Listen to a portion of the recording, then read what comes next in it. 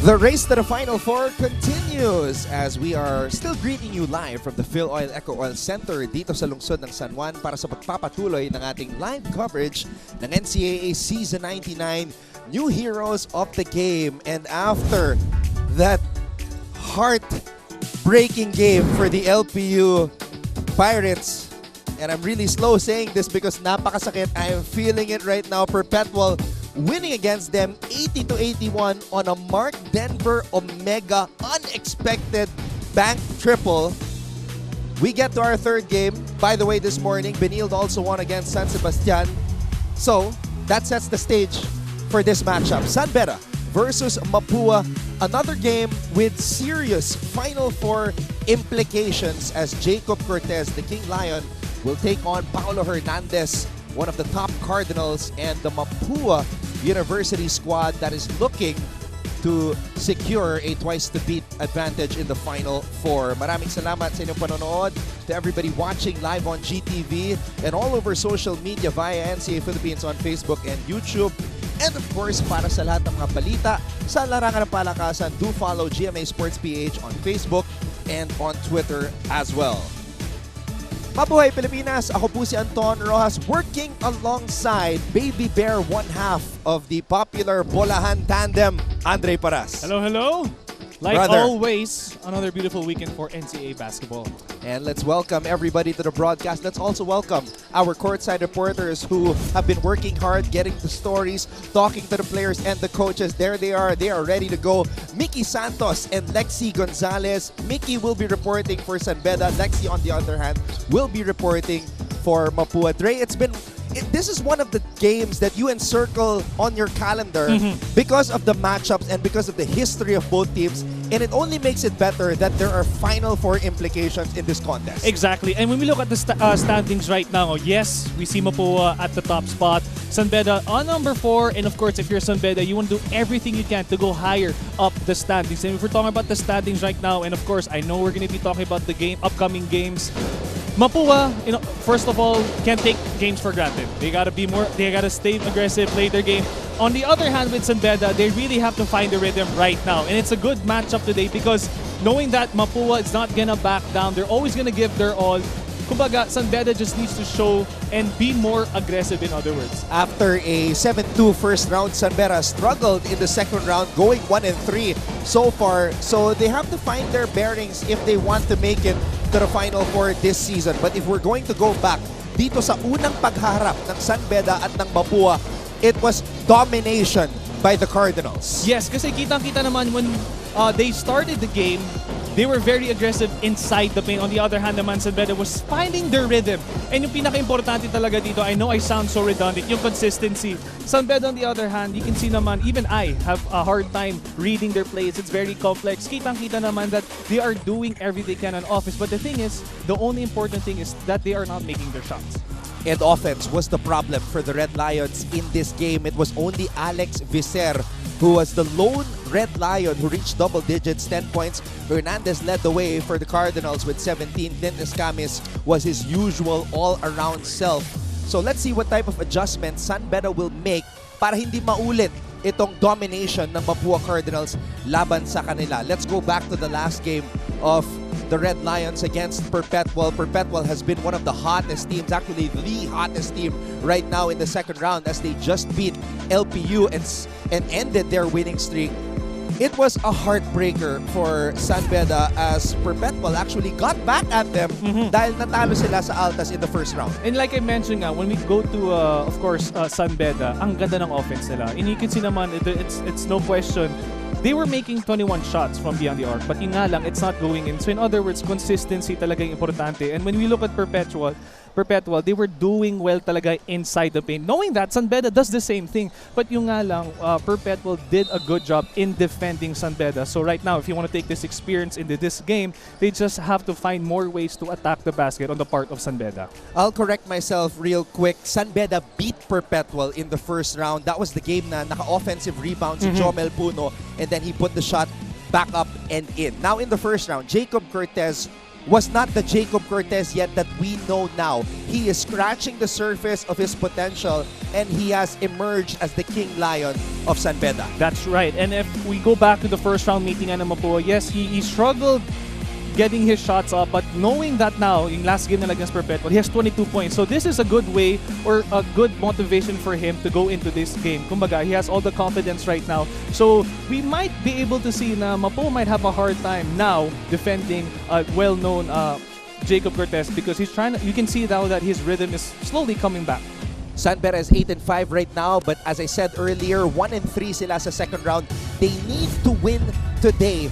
So that is something that we would like to find out from our courtside reporter later on, kung ano yung approach ng San Beda coming into this contest. But Mapua, they also were kind of shaky at the beginning of the second round, Dre, but they have composed themselves and they have a closer in the end game in the form of Clint Escamis, who once again hit a clutch triple. Yes, and like what you mentioned, Mapua did well. I'm sorry if I sound redundant. Being consistent talaga. And yung maganda dito, when I watch them, if they can't go inside the basket, they'll find another player beyond the arc. If he can't go beyond the arc, they'll find someone in the perimeter. In other words, they know who to look for in offense, because nga, they control the pace and they're very confident whenever they call out things that need to be done.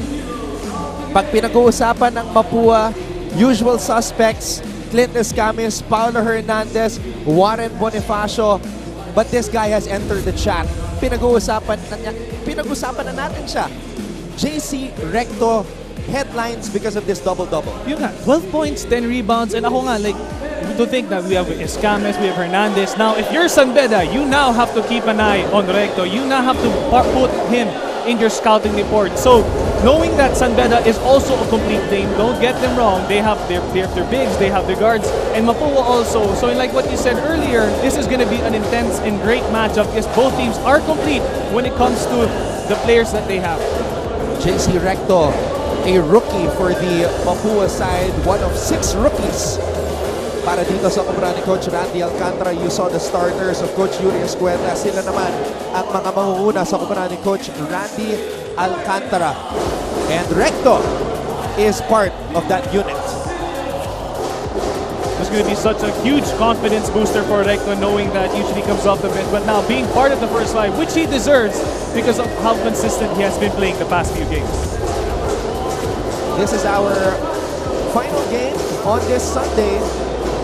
And again, we welcome all of our loyal NCAA televiewers that have broadcast San Beda versus Mapua. As you see, our 3 referees, Aaron Cañete, international referee, Jemar Taliedo, and national referee Francis Bello, will handle this matchup between the Mapuans and the Bedans. It will be Bonifacio and Hopia to jump it up. Hopia having a 4-inch height advantage, and the advantage on the wingspan as well. But Warren Bonifacio is one of the most decorated players dito sa kasaysayan ng NCAA. Hopia wins the tip, and it is San Beda basketball as we are off to another NCAA adventure.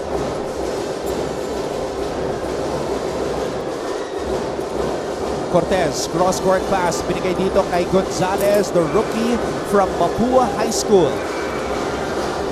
This is a good sight to see. Yes, the shot was missed, but knowing San Beda, we've noticed in some of their games, they had lapses in rebounding. But it's good to see now, early just now in the game, they are being more aggressive in getting their offensive boards. Rosilio, pinigay dito kay Clint Escamis. Gonzalez ang nakatao kay Clint. Bonifacio, wow, shooting a 3! Wow! Okay, Warren Bonifacio rarely shoots 3s, but I don't know if that was the plan of Mapua to open the game like that. Because knowing Warren, you can see he's a very well-decorated big. He has the moves, he can attack the basket, but to add this in his basket to add in his moves he's able to make it from beyond the arc. It's gonna if he does this consistently, of course San Beda is gonna have a hard time. So it's good to see that early now in the game, Warren is already showing his range. Prior to this shot, Warren Bonifacio was 5 for 18 from the season from beyond the arc, Greg. And this could be a huge part sa confidence. Yeah, they're number 1 and they think they can do what they want, which is what they're doing, but properly. They're very consistent at the same time. They are just controlling the pace right now. Good box out by Yuki and Andrada as he got the ball to Jacob Cortez. That's a foul. Mapua seems to be on the lookout for open shots from beyond the arc. They just took another 3 moments ago. Because I've noticed also, yes, San Beda almost has the height advantage, almost similar. You can see na nga, kahit hindi natin napapansin, they are doing well in defending inside the paint. So if Mapua sees that, they quickly adjust by making shots in the perimeter or beyond the arc. Yuki and Andrada nabitawan ng bola, napunta kay Escamis. Cardinals are on the run, in and out dribble. Escamis stops, pops, and connects. Clint Escamis puts Mapua on top by 5 as we get this report from Mickey Santos. To set the tone right for the team of San Beda, a Sunday Mass led by Father and surely did set the tone for this Lions stand. And according to Coach Yuri Escuela, they wanted to thank the Lord for the blessings and opportunities that come their way.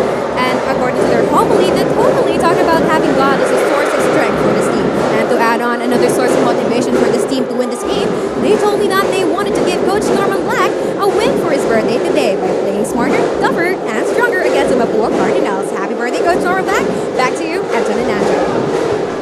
Happy birthday to the legendary Coach Norman Black, who is now a consultant for San Beda University.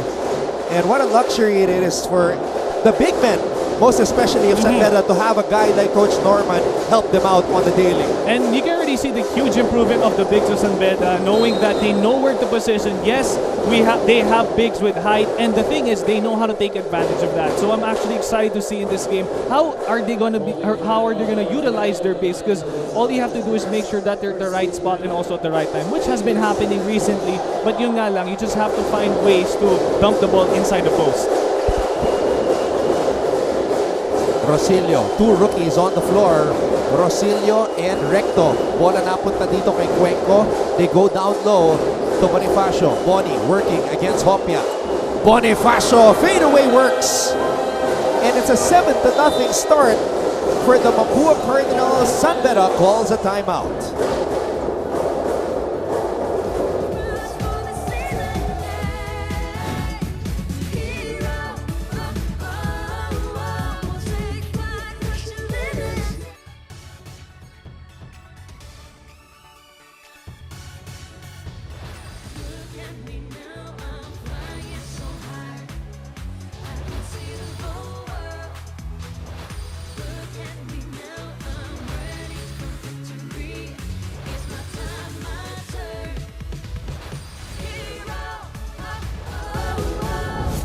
So Dre, I have a question for you. Yes. Would you rather have the most souped-up ATV in the world or a sports car?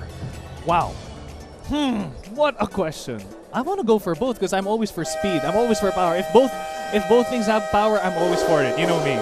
Because Jacob is like an ATV, very shifty. He can navigate through different kinds of defenses. And Clint Escamis is like a sports car. He's just really fast. And then like what you said nga, like what we mentioned, we want both power. They both are powerful guards. They know when to attack. They know when to control the pace.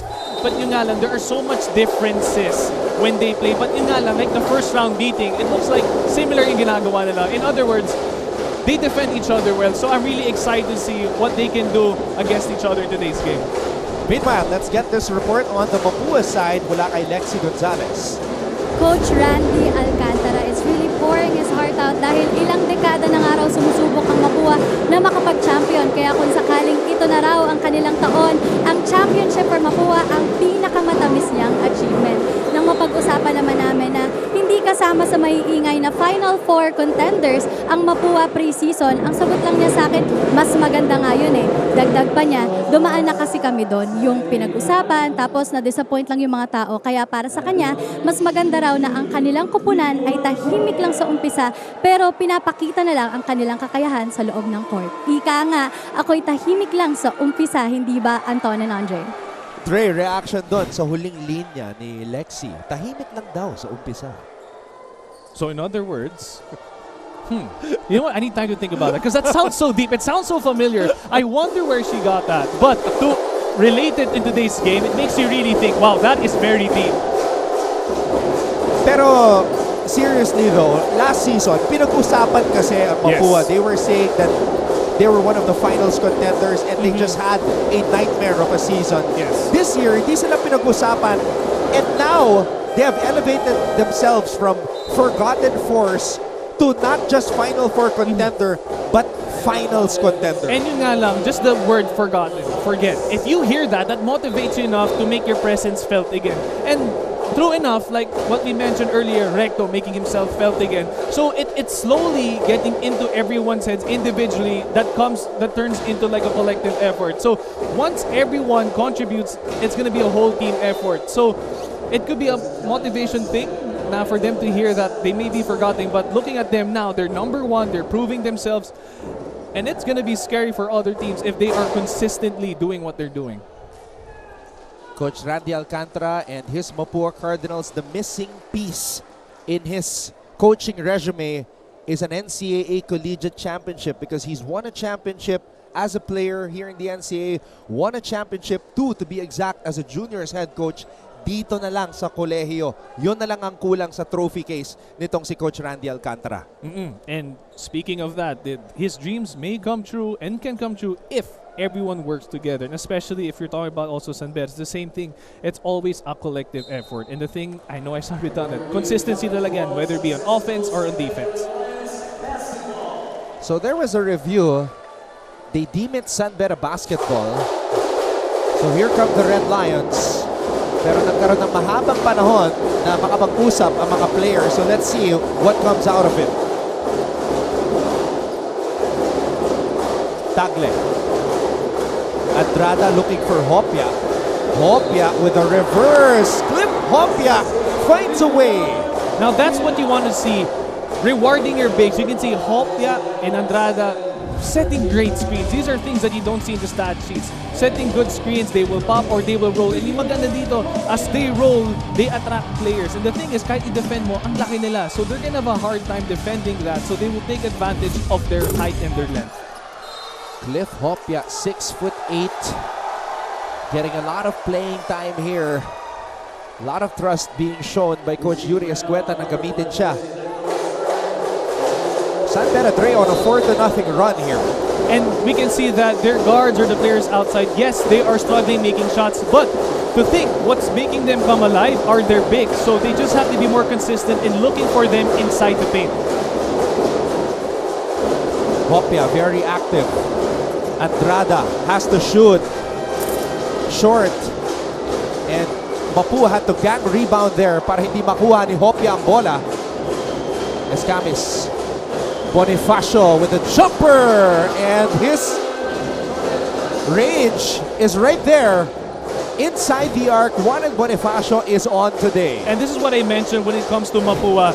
They will adjust fast. When you see Warren take that shot, kitang-kita yung defense, nakababa yung kamay. So instead of attacking, he's wide open. So yung maganda dito sa Mapua, they adjust quickly. Rosilio, half-court set para sa Mapua. Rosilio with a runner. A confident runner by the rookie. Now if you're San Beda, you have to do what you can to close out. San Beda has been doing well in closing out, but yung nga lang, the teams that they've been defending well with, they just have been making their shots. So ngayon, they just have to be more physical, in other words, when it comes to defense. Andrada, a little bit short on that shot, and it looks like it's going to be Mapua basketball. Payosing tried to bounce it off the body of Recto pero nakaiwas siya. Ito yung confident move ng rookie kanina, a runner by Rosilio.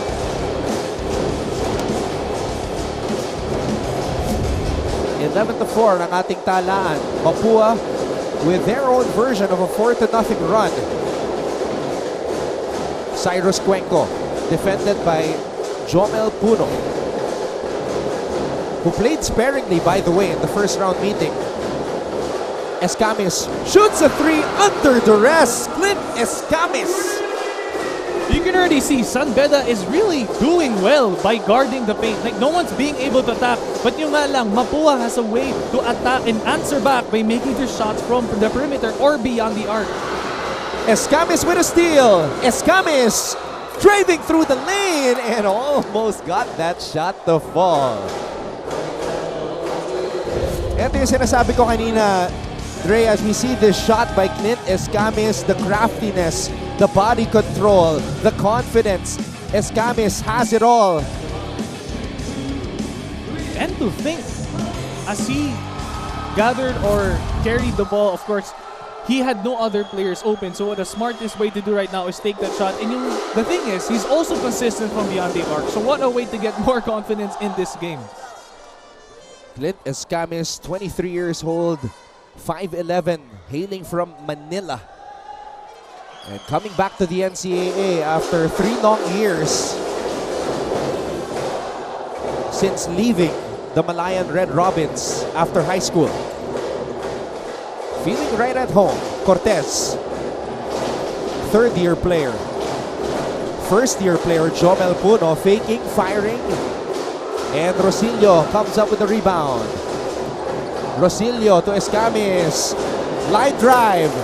And Escamis knew that it was not going to go in as he was chasing that rebound right after it left his hand. Andrada titira. Short. And Puno saves it to the wrong man. Escamis, no-look pass. What a find. Yun nga lang. Di na kompleto ni Soriano ang play.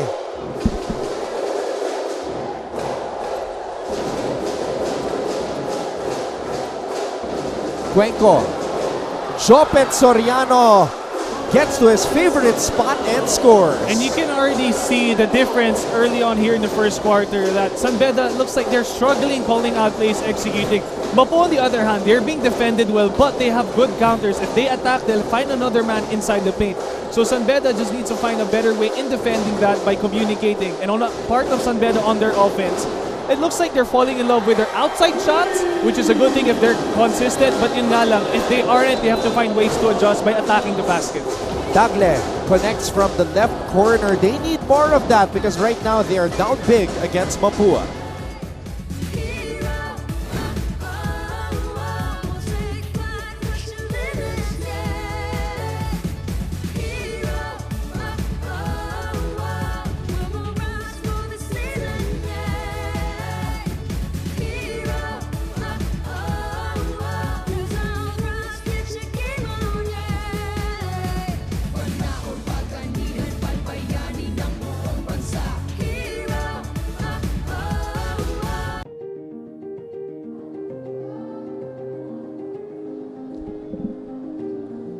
It's a packed Phil Oil, Eco Oil Center in San Juan on this Sunday, especially now because this is our final game before everybody heads off to church, dinner with their family, and everybody's in high spirits for this highly anticipated matchup between Mapua and San Beda.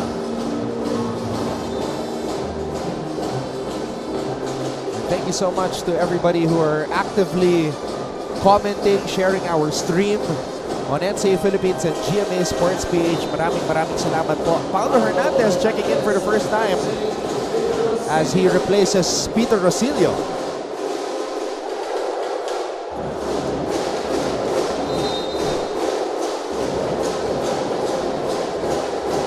And Hernandez will play the point forward role here with Jomel Puno defending him. This is going to be a good matchup, knowing that both players can also bring down the ball if they wanted to, and they both have the green light. So this is going to be a very nice matchup to see. Cuenco, good move, just a little bit short on that jump hook. Puno. Dami Contapay has also checked in para sa mga bedista, as does Alex Becer. Ito nga no, Anton, like I mentioned earlier, if I can just point out, yes, San Beda has a good offense. They're being able to execute it. They're able to pass the ball around. But something they kind of fail to see is that whenever they have a big rolling, they don't find it to dump or try to give it a chance na they're open kasi inside the painted area, in other words. So if you pag manonotice natin, there are times that their bigs open, but yung nga lang, sa sobrang ganda rin ng defense ng Mapua, they are bothered so they can't really dump the ball inside the paint. So if I were San Beda, it would be good to take advantage of the height and length of your bigs that go inside the paint. And right now, it's a pair of veteran bigs on the floor, Dami Contapay and Alex Becer. They've got the physical abilities to contend against the Mapua bigs. They're actually bigger than Igliane and Soriano right now. So let's see if gagawin nga nila yung sinuggest mo. Hernandez, 11 on the shot clock. Hernandez taking his time. Hernandez draws a foul. Just a nice veteran play. Naisahan ni Hernandez ang rookie na si Jomel Puno. Because if you were San Beda and you're to scout Hernandez, first thing will come into your mind is he will take an open shot outside or he will find a player to hand off in roll. But the thing is, it's different to see that he's attacking the basket even there's a defender on him. So, of course, automatically it'll be a double team or a hard defense of him. So the thing that what he did was smart is he was able to fish the foul on that drive. And I think if Mapua is going to win a championship this year and end their 32-year title drought, this guy, Paulo Hernandez, has to play a big role. Because while there have been games where he hit clutch shots, there were also some games where he was surprisingly and shockingly a non-factor. Exactly. And I've also noticed that, and I'm sure a lot of us did. And not just him, they also have other players on the squad. They're on and off. But the thing that's good about this is that if one player is off or is struggling, there'll always be another player to step up. So the thing now is, if all of them are in their A game in one game or in a game, it's going to be a scary sight for whoever they're going up against. Napakahirap na pasa. Hernandez trying to look for Soriano underneath. At pinakawala na ni Coach Yuri Escueta si Aaron Arroyo, who had his breakout performance a couple of games ago. Speaking of the San Beda bigs, Dre, offensive foul tinawag doon.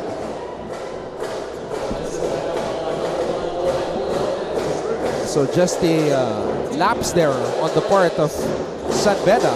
Exactly, and it's good to see, yes, they're trying to be aggressive, but not too aggressive to the point that your bigs will get into foul troubles. Because right now, what I see, the other way for them to convert or to contribute offensively is by getting their bigs involved. So as of now, they aren't yet, but maybe they'll be able to see that in the upcoming quarters or, of course, possessions.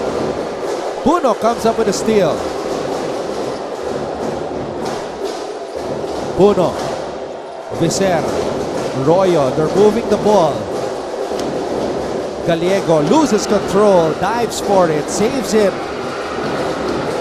Puno controls it. Puno grabs his own miss. Puno creates some space and scores. The film Canadian, Jomel Puno, going to work. And look at him, all 6'6" of him, folding his body in the air. A jackknife move for the finish by Jomel Puno. What I liked about what he did was when he drove, he tried to avoid the contact. But once he got the rebound, he was able to adjust. So you know what? Let me just take it strong. So kitang-kita from the second chance, he just took it strong to the basket. And this is also what I love about this kid, that with his height, he knows how to utilize it to his advantage. So he can attack and he can score. But right now, if you know he's attacking well, best believe he's going to be doing that. So you just have to put good guys on him right now to defend. In the first round meeting, Puno only played 10 minutes. So he was at that stage where he was still trying to earn the trust of Coach Yuri Escueta. Exactly, and right now, talk about trust. Look at the green light of what he can do. He can bring the ball down. He can take shots from wherever he wants because of that confidence and the green light the team and the coach gives him. Rosilio missing for 3. And it will be San Beda basketball for a chance to cut this lead down further with still 41.3 seconds remaining in the first. It's going to be 2 free throws for Jacob Cortez.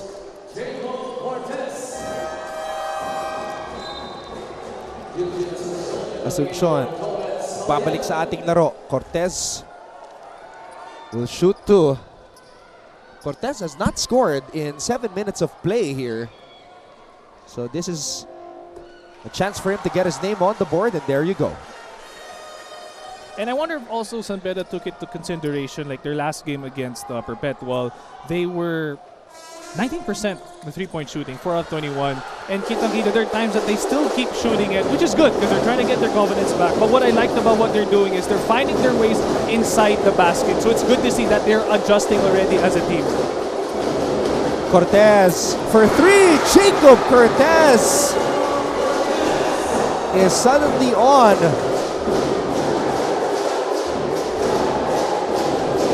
And San Beda is down by just 4. Escamis wanting to post up Royo.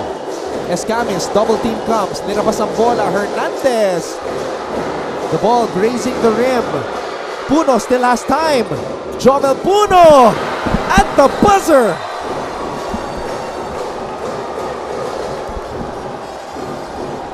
What a run by the Red Lions.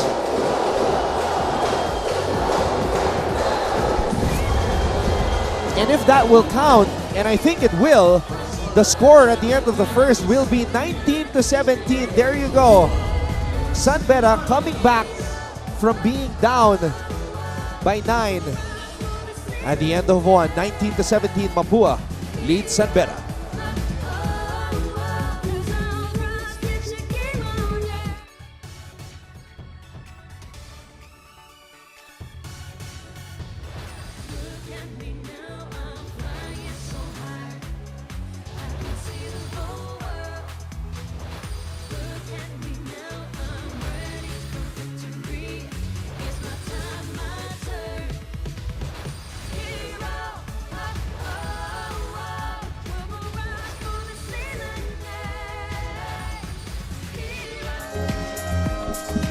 So from the smile cam, we go now to the cutie cam. And this is where you will start to notice the upgrades with the hair, with the accessories. And I mean, I want to remain humble, but I know we're part of this, Anton. But of course, we just gotta give chance to others. We gotta be part of the cutie cam. But alam naman natin, we're part of this as well. Eh, yung Coach Hammer Martin Antonio nga nasama sa hottie cam kanina eh. What? Wait, there's a hottie cam? Yep, there's a hottie cam. Okay, now I have to work on that. Hindi na cutie cam, hottie cam. We gotta up our game, Anton. And by the way, Bo Belga was also featured in the hottie cam. All right, now what? Hey, come on. I mean, never mind. You know, he deserves that. That's my guy. Second quarter is officially underway. Escamis takes a shot, a little bit short. Puno comes up with the board. Dre, how was San Beda able to get back in the game towards the end? Oh, obviously, you can see the aggressiveness. It all started with their wings and bigs. Jomel Puno was able to get them again, was able to pick him up single-handedly. And the thing what I liked about it is yung aggressiveness nila, consistency. Consistently, kanina nakita natin, the first few minutes of the first, they were falling in love with their shots outside.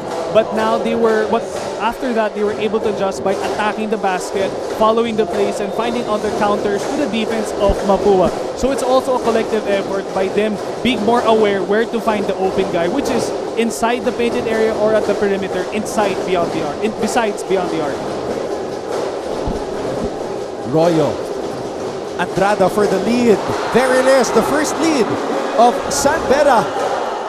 And that person right there is the embodiment of every San Beda fan right now. Yung tipong iti-tweet mo na mood, tapos siya yung ipakita mo. First lead change, first lead para sa mga Bedista. And Andrada with an emphatic rebound.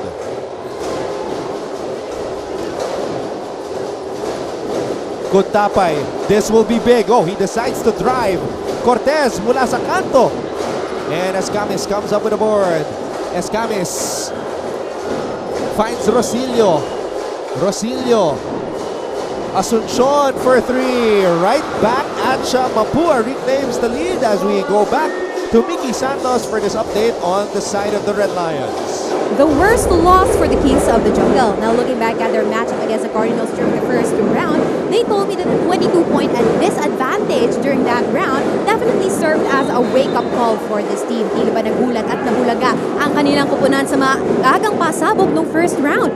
No defensive strategies were made and the team got into early foul trouble, which made it harder for to bag the win. And as I quote Coach Yuri Escueda, we should have been ready and we should have prepared better. Kaya naman asahan daw natin ngayon ng mas ready, well-equipped at kondisyon ng mga Leon as their X-Factor. Jomel Puno comes in to protect the paint. Dahil kung nung first round ay hindi raw gaanong naipakita ang kanyang kakayahan, pues ngayon ay susubukin daw nilang baguhin ang takbo ng laban. Let's see if the 6'6" guy does make a difference for the team of San Beda. Back to you, Anton and Andre.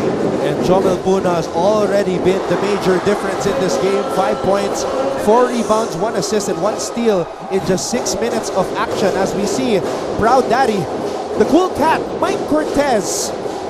But normally he sits alone, but I'm surprised that he's surrounded by people right now. And I won't be surprised because if you look at this stadium right now, we're full packed. It's going to be hard to get tickets right now. And this is what I love about weekend basketball for the NCAA because anyone and everyone will be here supporting their teams.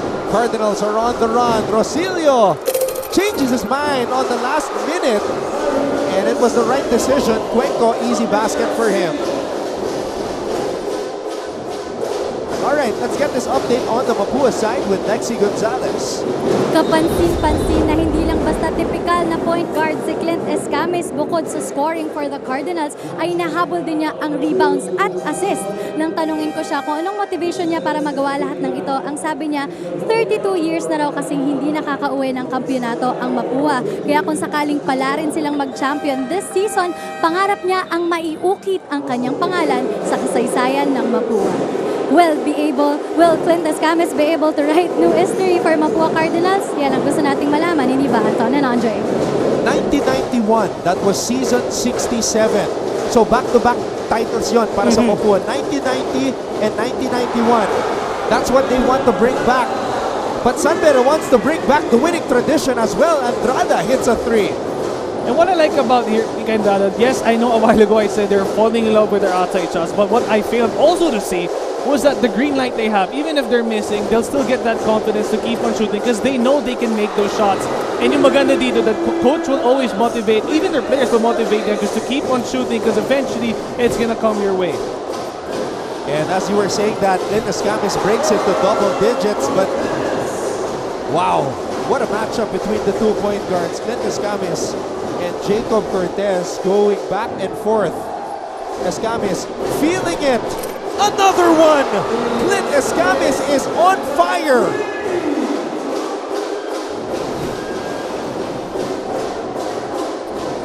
Mapua is back on top, 30-27. Cortez. Cross-court pass. Royo. Royo to Puno. Puno launches. Hopia could not corral the loose ball. And Coach Randy Alcantara wants to talk things over. But we'll take a moment to appreciate Jacob Cortez and Clint Escames, 2 of the finest point guards in Philippine collegiate basketball, going at it in this crucial game with Final Four implications.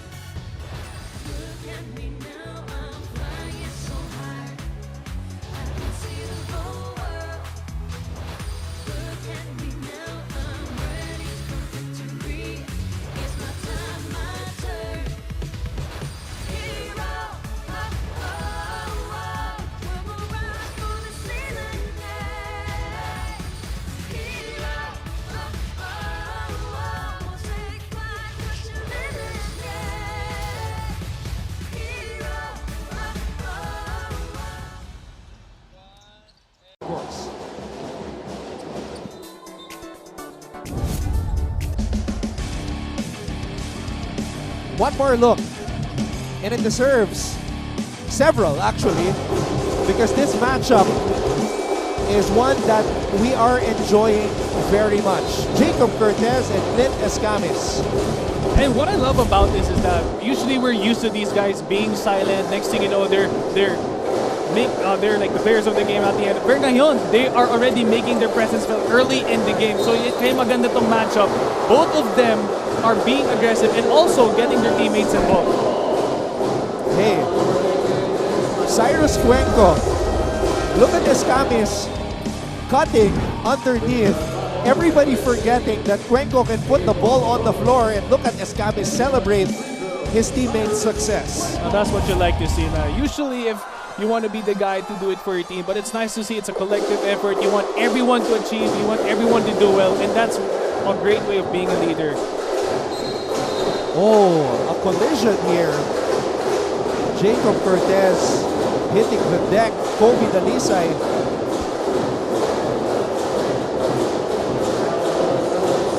Tough assignment. Actually, excuse me.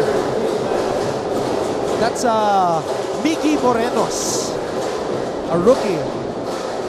Tough assignment for him na bantayan itong si Cortez. And correct me if I'm wrong, this might be the first time in this game we've seen a sticky defense on Cortez, because look at how he's having a hard time getting the ball because of the defense of Mapua. Cortez had to take a shot from way beyond the three-point line, and that's because of the defense of Miggy Morenos. Cuenco, Bonifacio catch and shoot, short. And Cortez picks up the loose ball. Jacob on the move. A steal by Escamis. That's his third steal in this game. The king of steals in the NCAA, Clint Escamis, is also the #1 scorer in the NCAA as of the moment. And Soriano, wow, missing from his favorite spot. And compared to San Beda, yes, we can see San Beda, their bigs are open, or sometimes open inside the painted area. With Mapua naman, it's rare to see kasi kitang-kita na natin yung difference nila on defense, and you can see that San Beda is doing well defending the painted area against Mapua. Hopia ran into a brick wall, could not finish. And Escamis will slow the pace down for a bit.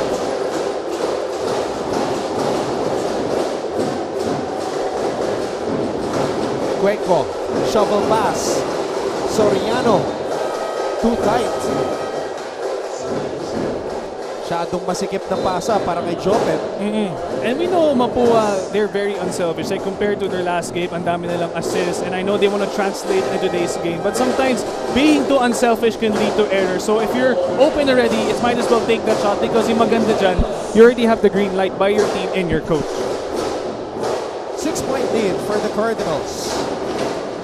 Alfaro. Cortez now on the bench. Andrada on the move. Andrada smothered. Escamis on the fast break. A familiar sight for the Mapua Cardinals. And good things happen every time Clint Escamis is on the brink. You can already expect he can make those shots from outside the perimeter, or he can also attack the basket. In this case, pag fast break, best believe he's gonna attack the basket. If you defend him well, kung may double team, he'll be able to find another open man. You know, interestingly, Clint Escamis started his basketball journey sa San Beda. San Beda University, Alabang daw siya. Wow. Grade 4. And then he was there for 4 years before trying out for La Salle Zobel, San Beda High School sa Taytay, and Mapua. Hindi daw siya nakuha sa Zobel at sa San Beda Taytay. Mapua ang kumuha sa kanya. Wow. So, in other words, his loyalty was with Mapua that time. And of course, coming back here sa NCAA's seniors, it's what a way for him to repay it at the same time, you know, give another chance to the guy. Payosing, wanting a clear out. The sophomore, James Payosing. Nowhere to go. Throws the ball back out. Wow, switching hands in the air. Everything but the shot. Chumel Puna short on the putback. You can see ang konti lang ng white shirts at that point kasi I know I'm redundant when I say this. You really have to enter the painted area and box out. Kaya hindi mo tao yan, mag-box out ka lang kasi importante talaga to get those rebounds. Cuenco against Alfaro. Cuenco binigay dito kay Warren. Warren. Good defense by Andrada. That's a good stop by San Beda. Beautiful defense indeed kasi knowing that if once Warren gets the basket, yes, he can also attack or post up, but it's good to see na ang aware na yung San Beda and also defending the man that they're assigned to. 8-point lead for the Cardinals. Payosing. Oh, wow. I'm surprised walang traveling doon because he literally slid. It looked like, knowing Payosing, I think he was looking for contact and driving the basket, but so happens late yung help, so napatid siya or he fell. So let's see kung ano ang tawag dito. Because he literally slid. His back slid on the floor. Pero tama ka nga, napatid siya. But isn't that traveling? It could be, or possibly yes, because in other words, like he was expecting the other defense to help to get body contact, pero na-late ang defense, which resulted him in falling. So turnover nga, kaya yung bola napunta sa Mapua. Hernandez looking up at the clock. Hernandez backing down Cortez, throws it out.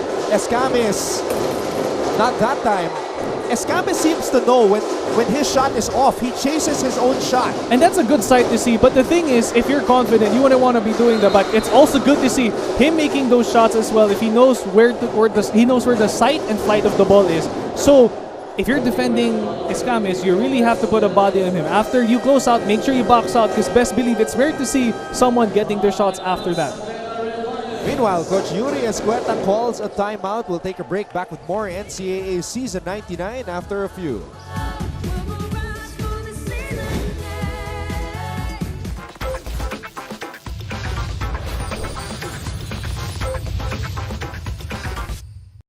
Basketball heroes are made every year, and the NCAA always gives rise to new heroes of the game. In fact, the NCAA has produced its share of basketball legends and modern-day basketball heroes. At ngayong nag-umpisa na ang NCAA Season 99, GMA Sports is honored to feature 10 new heroes na dapat abangan ng lahat ng basketball fans.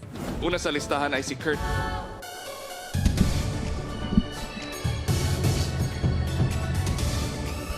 Back to the coverage. NCAA Season 99, new heroes of the game.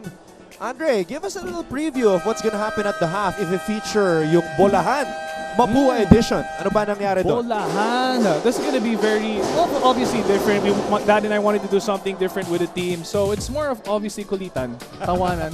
That's it. Because I know if we're talking about basketball, it's here, the games, halftime reports, game on, which you guys do amazingly, effortlessly. So kami naman, we want to look at more of the lighter side of things. So I'm actually excited to see what they put on, because I know we have like 3 or 5 minutes for that, but we interview these guys for 10 or more minutes. So I'm excited to see the good parts, to see how we get to know more of the Mapua Cardinals. So ayan, abangan natin yan.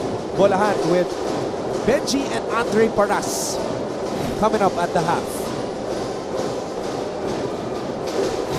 7 seconds on the shot clock. Jacob Cortez from the right wing. Jacob Cortez with a 3-point bomb. Big time basket for Cortez.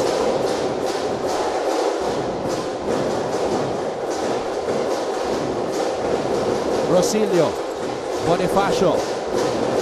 Bonifacio binigay dito kay Asuncion. Asuncion on the drive. Mahirap na pasa. Nasipa ng Bedista, mananatili ang bola sa Mapua. And here's that Jacob Cortez triple. Oh, knockout play. Bonifacio. Those are the plays na masakit kasi Yes. you fall asleep for a second on defense and the player is right there in prime position to score. And you're more focused on the guard or the inbounder. Usually, if the inbounder is a guard, they best believe babalik sa kanyang bola. But knowing that there's another big, cutting and rolling, importante talaga makita yan if you're the defender. It's a foul on Jomel Puno. Natamaan sa mukha si Warren Bonifacio. And you see the urgency of the San Beda side. And we have some players waiting at the wings. RC Kalimag and Richie Kalimag, Team B for San Beda. So yan ang mga aabangan.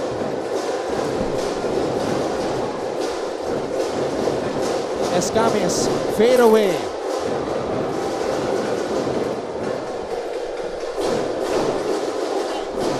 Royo to Tagle. Andrada for 3. And Yuki and Andrada, these threes are getting San Beda back into the game. And speaking of being consistent offensively, ito naman, going to rebounds, San Beda is already 27 rebounds in, while Mapua is 12. So it's good to see that San Beda is being aggressive once again.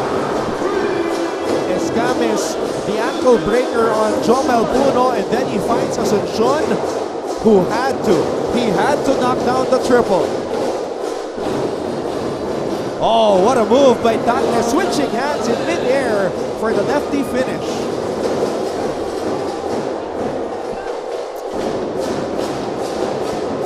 Hernandez wants to back down Cortez. No look pass. Cross court Asuncion. And the length of Jomel Puno, his wingspan, knocking that ball away. But it will stay with Mapua.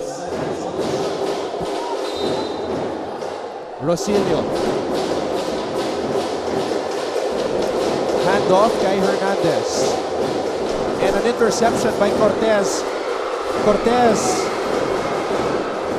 saves the basketball. Oh! Cortez has to shoot. Cortez has time. Cortez lets it fly! My! Oh! My! Wow! Thank you!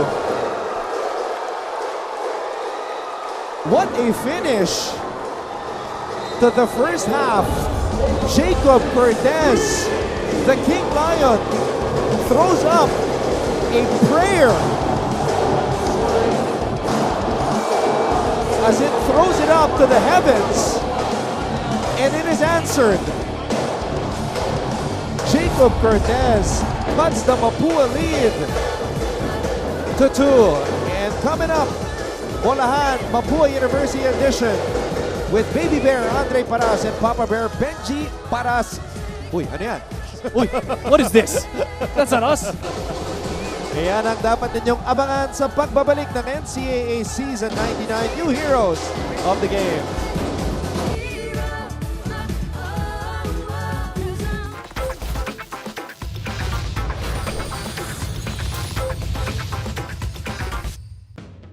Sports has a unique way of making memorable moments, and NCAA Season 98 was an absolute showcase. Kaya naman, magbalik tanaw muna tayo at panoorin ang mga di malilimutang pangyayari nitong nakaraang season para mas lalo pang ma-excite ang fans sa kakasimula pa lang na Season 99. Honorable mentions, Upset Alert, EAC, pinataobang binild upang makuha ang kanilang unang panalo. The Generals were 0-9 before sending shockwaves throughout the NCAA by stunning the league-leading Blazers. Star forward Nat Cosejo finished with a game-high 24 points and 9 rebounds. AJ Miranda's buzzer-beating game winner. Madalas mangyari ang game-winning shot sa basketball. Pero ang buzzer beater sa dulo mismo ng laro, bihirang-bihira. This is what JRU's Agam Miranda did with his team down by 1 with just 2.6 seconds left on the clock.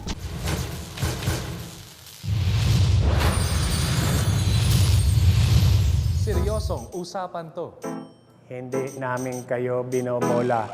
Ito ang bolahan. Ha ha ha ha ha ha ha ha.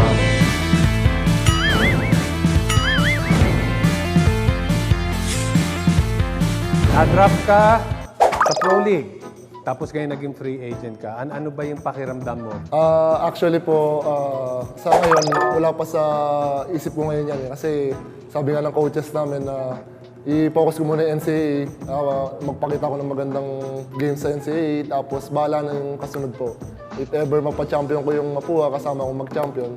So siguro, malaking achievement para sa akin makita ng ibang Pro League na kaya ko din. Hindi ba pumasok sa isip mo na yung coach mo, kinausap yung coach ng pro na huwag kang kunin muna para maglaro ka sa NC? Hindi naman po. Kasi commitment ko talaga sa Mapua na tapusin yung last playing years ko. Approaching your final year dito sa Mapua as a basketball player, punta naman tayo dun as a student. Ano ba ang nagiging mindset mo as a student dito sa Mapua as your final year approaches? So, bali, ayun nga, it's a big opportunity sa akin na nakakapaglaro na ako ng gusto kong sports din. Nakapag-aral ako sa magandang eskwelahan like Mapua. So, yun yung isa sa mga goal ko is makapag-graduate dahil if ever na hindi man ako pala rin sa Pro League, at least graduate ako ng Mapua, may pagmapalaki ako. Tsaka kanina kausap kita, nabanggit mo na malaki ang utang na loob mo dito sa Mapua. Dahil galing ka sa ibang school dati na hindi ka pinaglaro, pero ito yung kumuha sa'yo. Tama ba? Yes po. So, bali malaking utang na loob ko sa Mapua dahil noong time na down na ako na wala na, is Mapua yung sumalo sa akin na makapag-aral and makapaglaro. So, ibibigay ko lahat para sa Mapua. Sa practice, sige, as mga rookies, sino yung mas napapansin yung napapagalitan? Yung mga rookies ba o yung mga veterano? Patas naman po.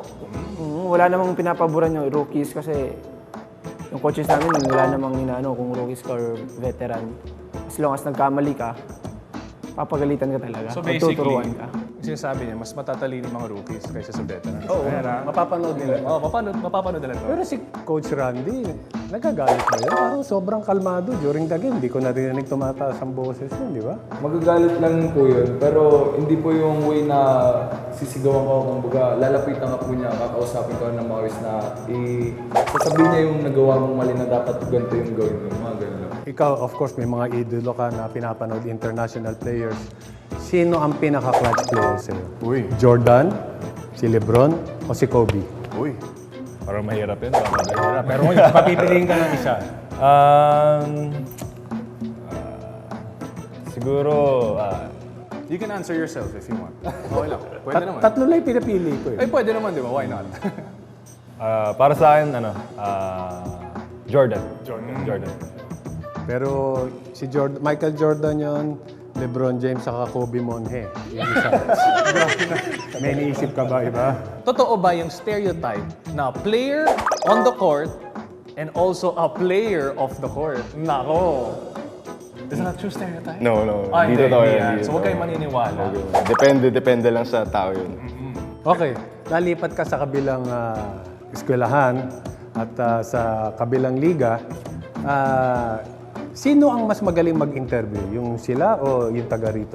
Siyempre yung taga dito, mga kayo NCAA. Ngayon, yung follow-up naman, sino naman yung mas gwapo? Yung doon sa kabila o yung dito? Dito, siyempre. Dito. What is the best part of being a Mapua Cardinal? The community talaga, like, grabe yung supporta nila, grabe yung, every time we go back sa school, simula sa cafeteria to the guards, sobrang all love lang talaga, especially mga teachers din, mga profs. And grabe talaga yung supporta nila, yun yung nalilook forward din namin. Siyempre, nakaka-motivate din namin para manalo kami this season. Sige nga, last nga, sabihin mo nga dito sa camera. Ano? Go ahead, make my day. Ganun nga. Go ahead. Make my day. Invite Clint Eastwood. Ang galing, oh. Alam niya. Kwentuhan at kulitan. Dito lang sa Bolahan. Mali. Bolahan. Kita mo kaibahan? Bolahan.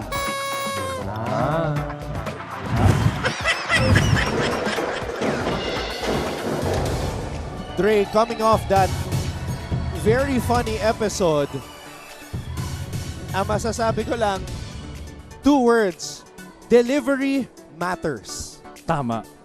What a way. Thank you so much for that. I'll keep that in mind. And of course, until now, no, people are asking me, ano ba yung difference? Bolahan? Kayo na bahala sa comment section. Let us know what you think the differences are. So how would you rate Clint Escamis's impression of Clint Eastwood? I think he does a better job knowing that, he already knows kasi when we asked him that question, he's already familiar that a lot of people have been asking him as well kasi he has the name, so obviously other people also will try to make you say those famous lines from a Clint Eastwood type. So yeah, he did better for me.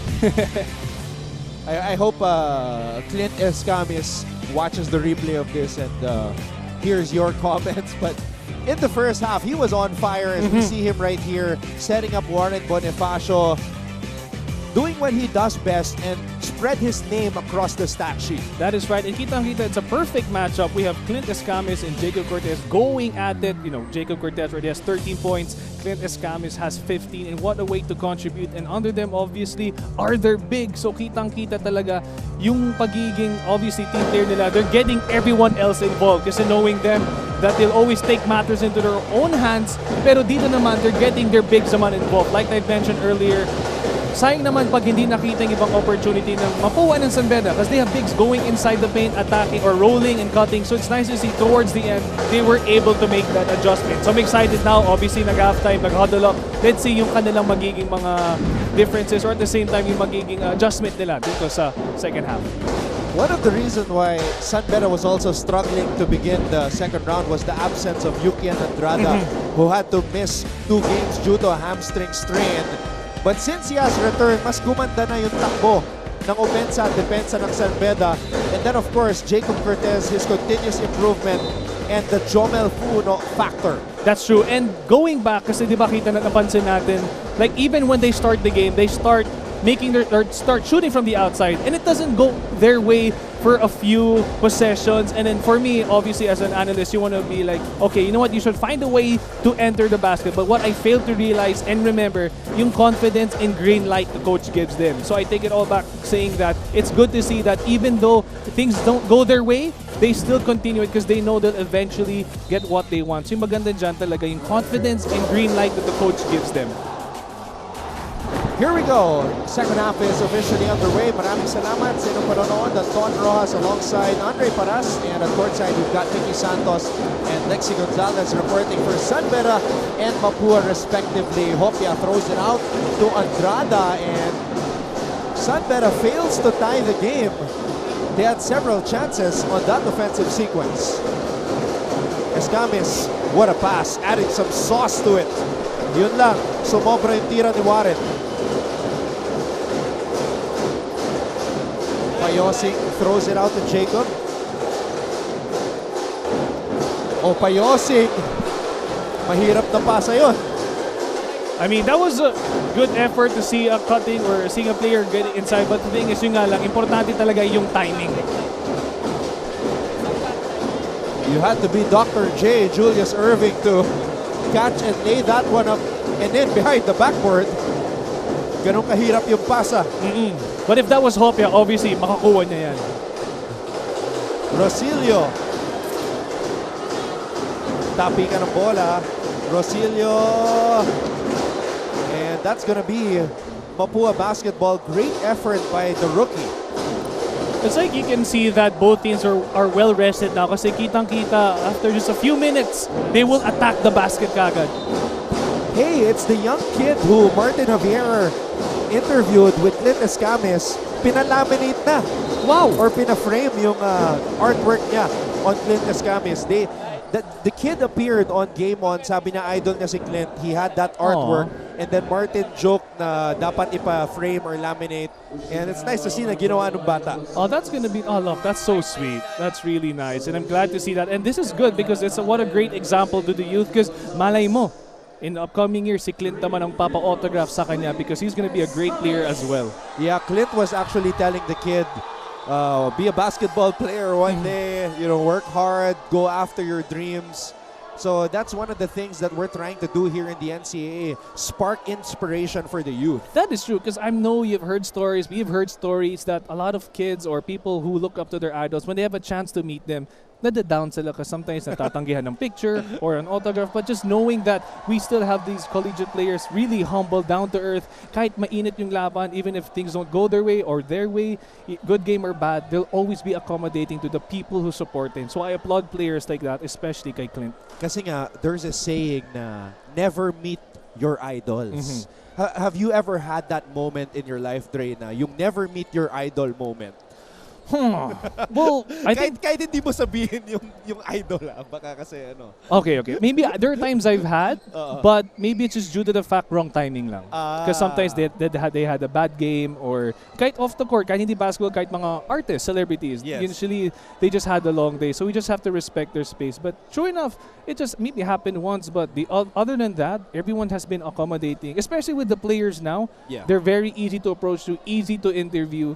Kasi usually pagdating sa mga interview, you want to, talk to my manager, talk to my coach. Hindi, they'll be open for an interview. They'll be open to talk about anything basketball or off-the-court related topics. Yeah, we do have to understand, and it's great that you put that perspective in, kasi even though there are people who are public figures, celebrities, popular basketball players, they are people at the end of the day, and they need that personal space sometimes and that privacy. That is true. Pero iba to pag basketball, sobrang intense, always, all out. So pagdating after the game, you wanna rest. Pero hindi, kasi kitang-kita naman natin, if you exit the Coliseum, may mga nakakabang na dyan ng mga people who love you, your supporters. So yung maganda dyan, kahit pagod sila, they're always there for them. And this is the kind of inspiration that Clint Escamis has brought to the NCAA. But wow, he misses both free throws, Dre. Well, to think maybe you can say may fatigue na, pero that can't be a cause right now kasi the team really needs Clint right now. Oh, passing to an invisible man. Cortez had to chase that loose ball. Payosik for three. Wow. And James Payosik gives the lead to San Beda. Now this is a sight to see kasi kanina we can see him finding his way inside, trying to ask for the ball at the painted area, trying to get that mismatch. Pero now, he took matters to his own hands by adjusting and making those shots in the perimeter or beyond the arc. Rosilio, binigay dito kay Escamis. 8-point lead, or 8 on the shot clock rather. Bonifacio, pinasa dito sa labas. Wow! Everything that San Beda throws at Mapua, it's as if Mapua has a solution for every problem. And this is why, like you mentioned earlier, this is an exciting matchup because they're both almost similar because they always have someone to answer back to. Wow! Jacob Cortez slid through the defense like a revolving door. Wow. Untouched on his way to the basket. And now let's see what Escamis' response will be. He gives it to his big man, Warren Bonifacio. Escamis, extra pass. Cuenco, no. Escamis trying to tap it to a teammate, Rosilio, for the tie or for the lead. And here comes Escamis, saves it to Cuenco. And Mapua will set up their offense. Let's go quickly now to Mickey Santos. Gusto ninyong manalo. Yan ang mga salita na umiikot sa loob ng dugout ng mga Leon after showing an explosive performance for the first half of the game. Ang payo ng mga coaches para sa buong koponan ay bawasan ng mga turnovers at huwag madaliin ang opensa. Take it slow and adapt to the flow. The coaches also tries to wake up the sleeping beasts inside the Red Lions as they urge them to step up and not just depend on the likes of Cortez, Andrade, and Tablet to score for the team. That's all for the side of the San Beda Red Lions. Back to you, Antonio Nadre. Thank you very much, Mickey. Indeed, I'm sure there are some players na talagang inaabangan lang ng Bedad community to step up and become consistent. Rosilio, a rookie, palaban na rookie, gives the lead back to the Cardinals. Andrada wants to give the lead back to San Beda, and he does. And talk about players stepping up. We now have Cortez, Andrada, and it's nice to see that they are keeping things, relaxed. They're controlling the pace, and these are not tough shots to make because these are shots they know that they can make. So it's nice to see the green light that they have. Recto, cross court, Cuenco, crossover, spin move, bounce pass, Soriano, favorite spot. Pasarayan ng mga Bedista, they bother him.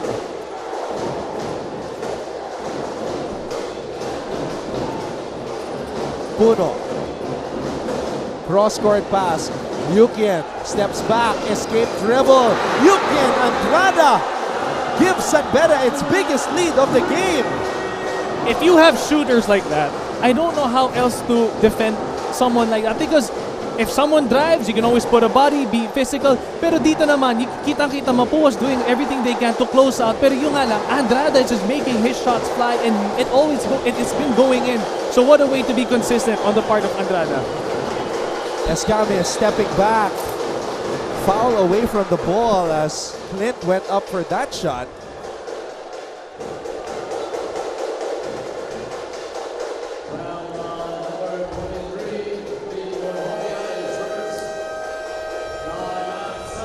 This is the biggest lead of the game for San Beda, 49-45, and Coach Yuri Escueta calls a timeout.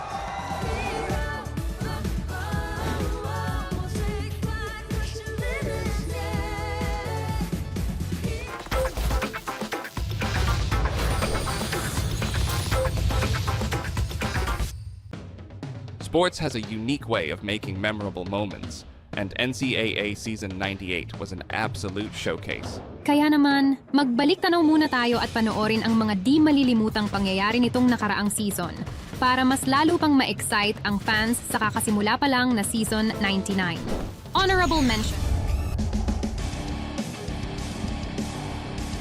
Yukien Andrada, I mentioned earlier how big of a loss he was in the first 2 games for the Red Lions in the second round. And now that he's back, now that he's rediscovered his groove, the results are showing and the San Beda fans are jumping off their seats.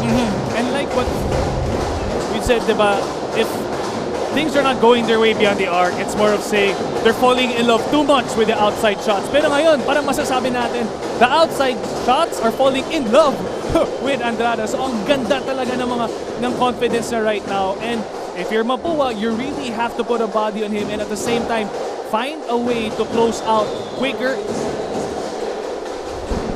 Let's try to get an update on the Mapua side. Here's Lexi Gonzalez.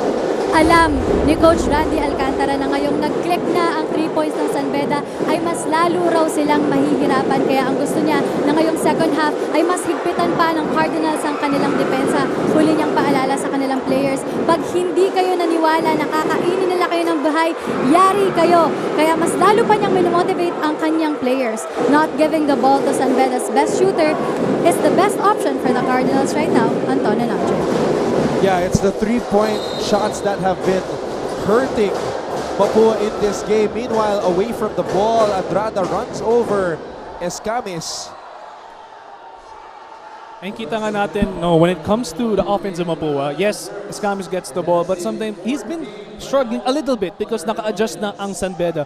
But the beauty of Mapua basketball is if one isn't doing well at the moment, there'll always be someone there to step up and guide. But the thing is, wala pa naman ang nakakapag-contribute alongside Clint right now. Pero let's see kung ang adjustment ng Mapua.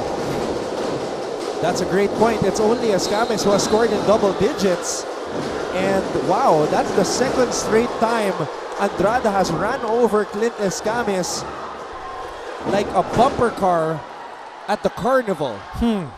Tina-target si Escamis.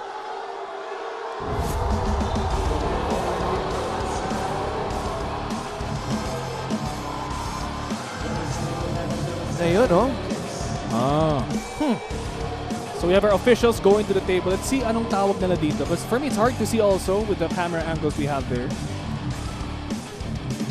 But again, if you're Andrada, you're already doing well offensively. You're already contributing for your team. But these kind of fouls are something you should avoid, or if you can, just avoid. Kasi kailangan na kailangan ka ng team mo ngayon.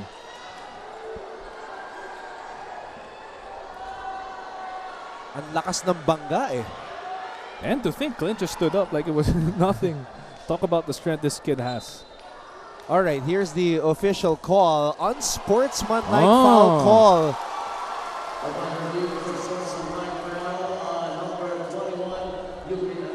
Yeah, there was definitely intent kasi it just happened on the other end of the floor.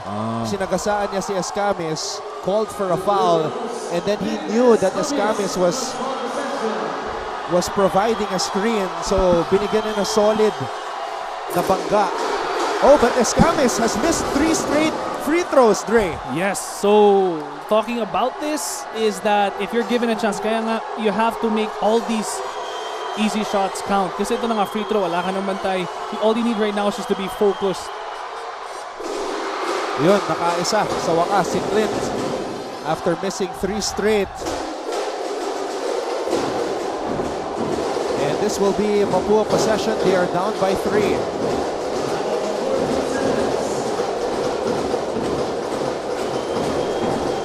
Escamis an 80% free throw shooter, so those 3 misses, masakit yun. Hernandez drop pass. Soriano blocked by the rim. Wow, he missed from point blank. Oh, Royo. Wow, for a second there, parang tumama sa paa on the fast break. Watch this ball if it will hit the foot. Ayun o, tumama sa paa. So it was too fast for the referee to blow his whistle. Wow, even as like, whoa, that was a good pass. That was so fast. This is something you'd see in a different level. Because even Mapua was like, whoa, even the cameraman was like, where'd the ball go? Sometimes it's the most unexpected things that make you marvel.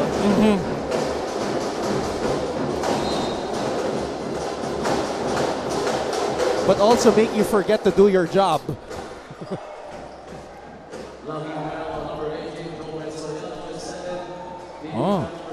A lot of personnel changes here.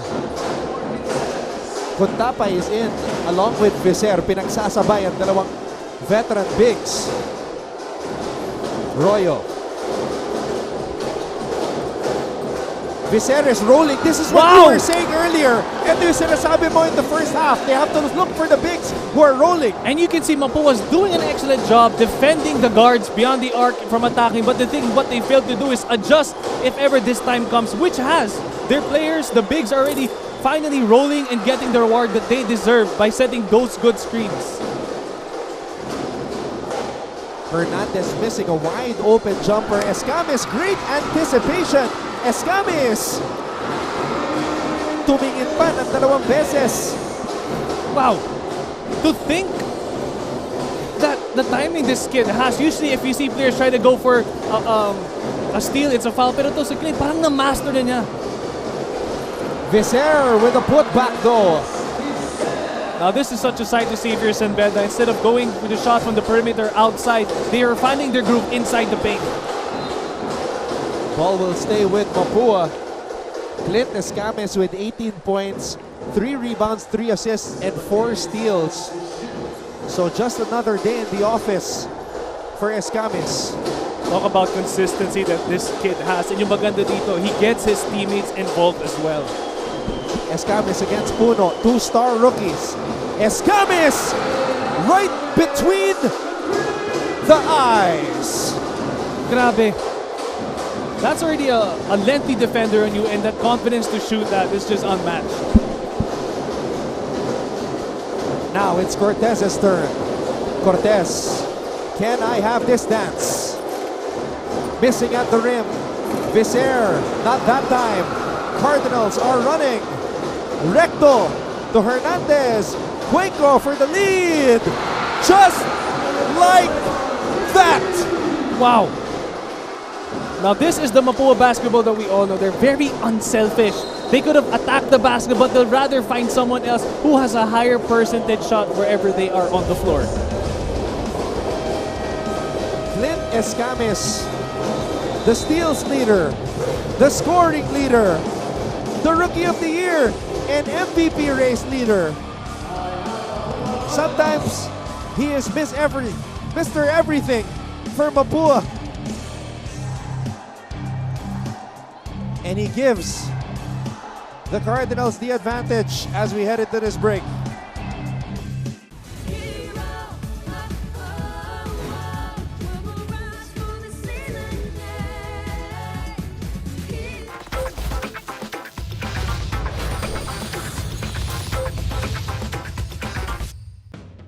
Sports has a unique way of making memorable moments, and NCAA Season 98 was an absolute showcase. Kaya naman, magbalik tanaw muna tayo at panoorin ang mga di malilimutang pangyayari nitong nakaraang season para mas lalo pang ma-excite ang fans sa kakasimula pa lang na Season 99.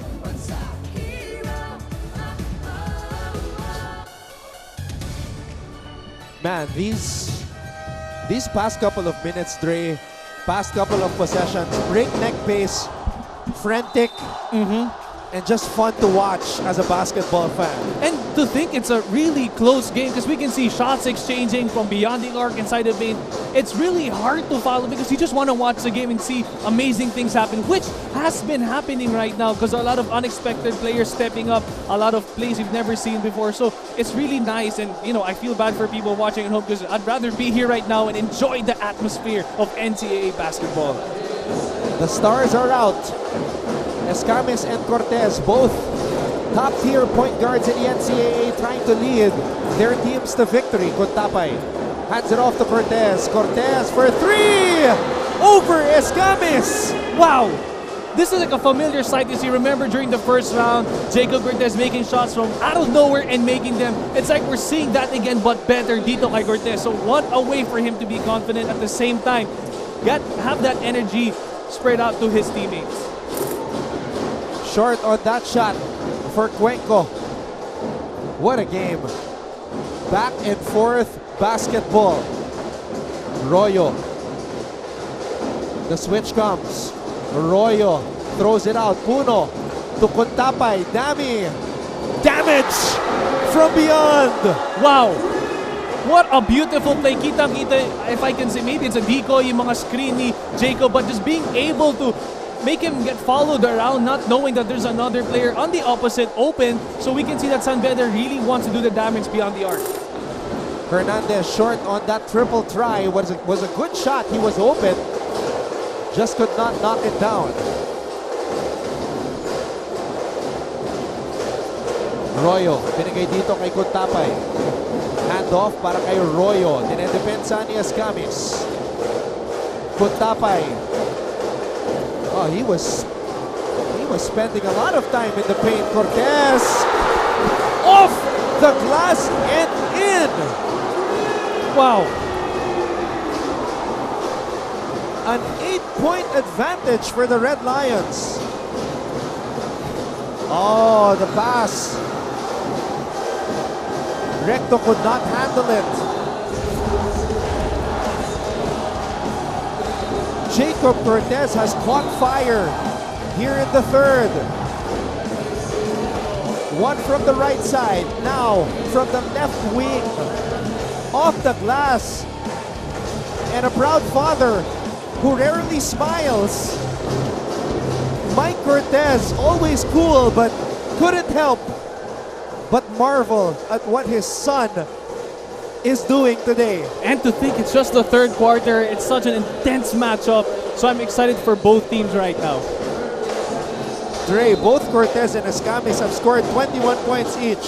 Wow, talk about contribution. Yung maganda dito, that they are stepping up for the absence of some of their players, so they're taking matters into their own hands right now. Escamis for three. No, Bonifacio offensive rebound, and Cortez slaps the ball away. Although this is a good sight to see if you're San Beda, because they're now trying to control the pace and call out the plays that needs to be called. Royo. No. Puno, put back. San Beda with a 10-point lead. Rosilio for three. Short. And the Red Lions in the driver's seat with some separation against the league-leading Mapua as they end the third quarter with a run. 64-54 is the tally. We'll be back for quarter number 4.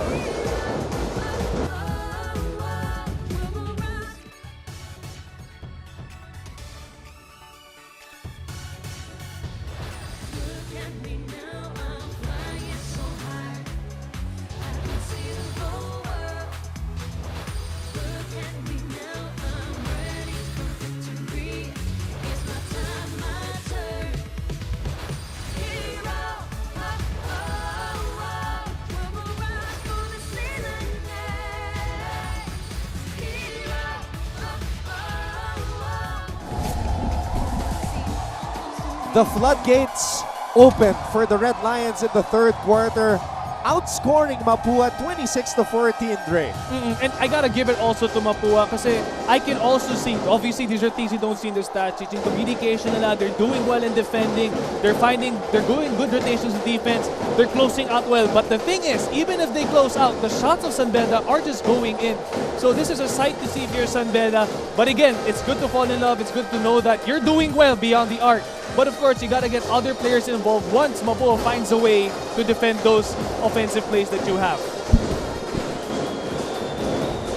Once again, maraming salamat sa lahat ng mga nanonood ngayon. We hope that you're enjoying what has been a great 3-game game day in NCAA Season 99. And Don Rojas on the call alongside Andre Paras. And of course, at courtside, we've got Mickey Santos and Lexi Gonzalez reporting for San Beda and Mapua respectively.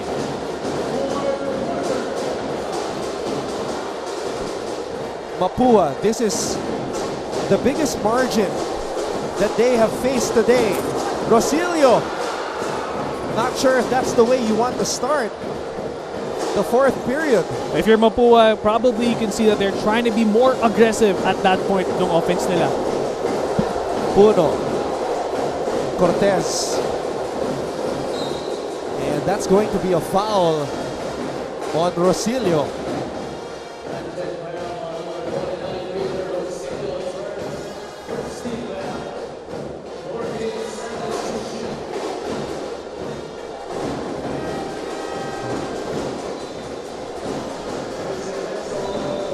Ooh. Viceret Bonifacio. Looks like you're trying to fight for that post position, of course, on defense and on offense. I don't see Warren this extra aggressive.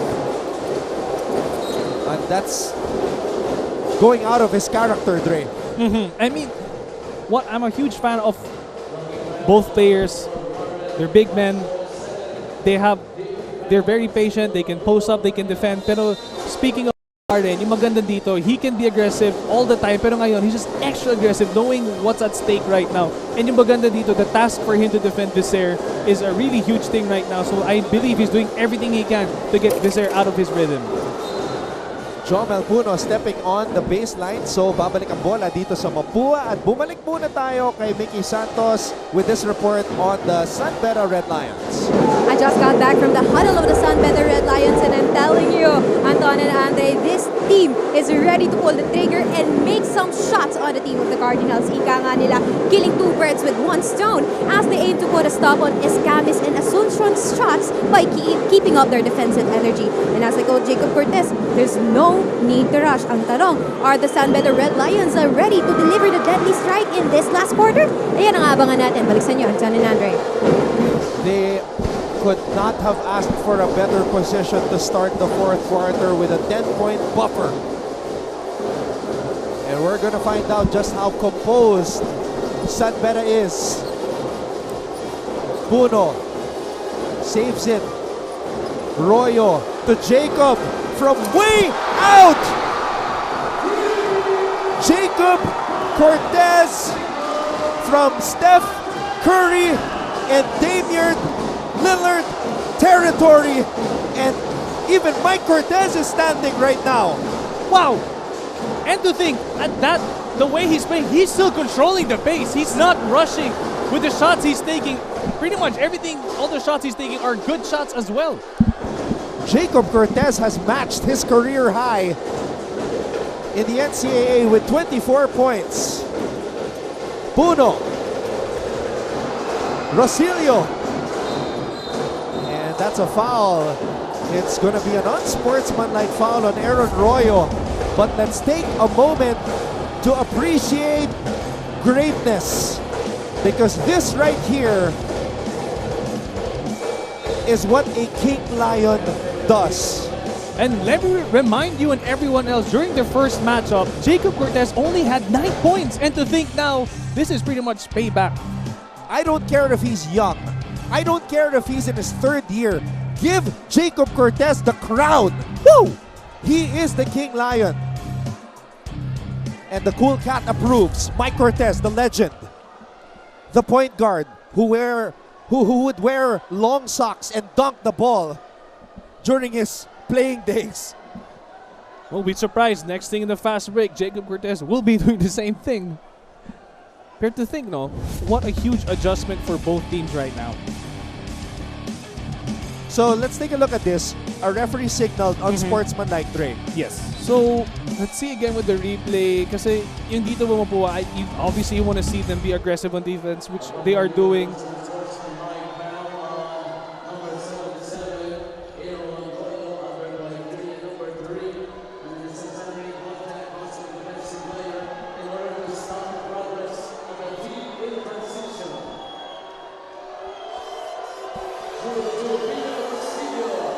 So the referees upheld their initial decision. And Rosilio converts on the first technical free throw. This could be a momentum changer for Mapua. Exactly, because yes, momentum was with San Beda, but those little lapses that happens, and then Mapua gets to capitalize by grabbing those loose balls and being able to attack the basket and convert. Those are little things that can turn big, because these are things Mapua really, really needs right now, because they are defending really well by closing out, but yung nga lang, the San Beda shots are going in. But now, the only thing Mapua can do right now is defend properly and force errors. Makibalita muna tayo sa Mapua side. Ito muli si Lexi Gonzalez. May pressure man on the Mapua bench ngayon, pero Coach Randy Alcantara is trying to keep his cool. Ngayong last quarter na, ang gusto raw niya ay mas paigtingin pa ng kanyang players ang depensa at to keep their energy high. Makahabol pa kaya muli ang Mapua Cardinals? Tutukan natin yan, Antonio Nandro. Well, Lexi. As you spoke, a 5-0 run for the Mapua Cardinals. You cannot count them out. They are still the #1 team in the NCAA right now. Kuntapay, though, has other plans. Misfiring. And it's going to be Cardinals basketball. And on the part of Mapua, what a way to defend. Now they're aware that there are players by San Beda trying to shoot from beyond the arc. Now they are closing out properly. So props to Mapua for finally not giving up on the play and closing out the shooters of San Beda. Whoa! Wow, that... Oh! And I'm saying with different meanings. 3 different meanings. Yung una, tumira ng sobrang layo. Yung pangalawa, surprise offensive rebound. Yung pangatlo, nabitawan yung bola.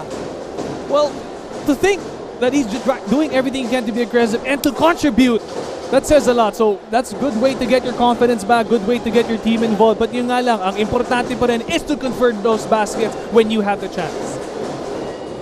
Soriano, Royo to Cortez, cross-court pass. San Beda misfiring from beyond the arc, Dre. Rosilio gets it to Escamis. And then speaking of misfiring, when it comes to trying to fight back, they need to really put a body near someone because they need to box out. This is a furious rally by the Mapua Cardinals right now. This is like Paul Walker trying to catch up to Vin Diesel on the road. Shout out to the late Paul Walker. And a steal here by Rosilio. Rosilio all the way. And it's like you can say right now that Mapua has finally found their groove on defense because they're double teaming and forcing errors on the part of San Beda. Here come the Mapua Cardinals racing back into the game.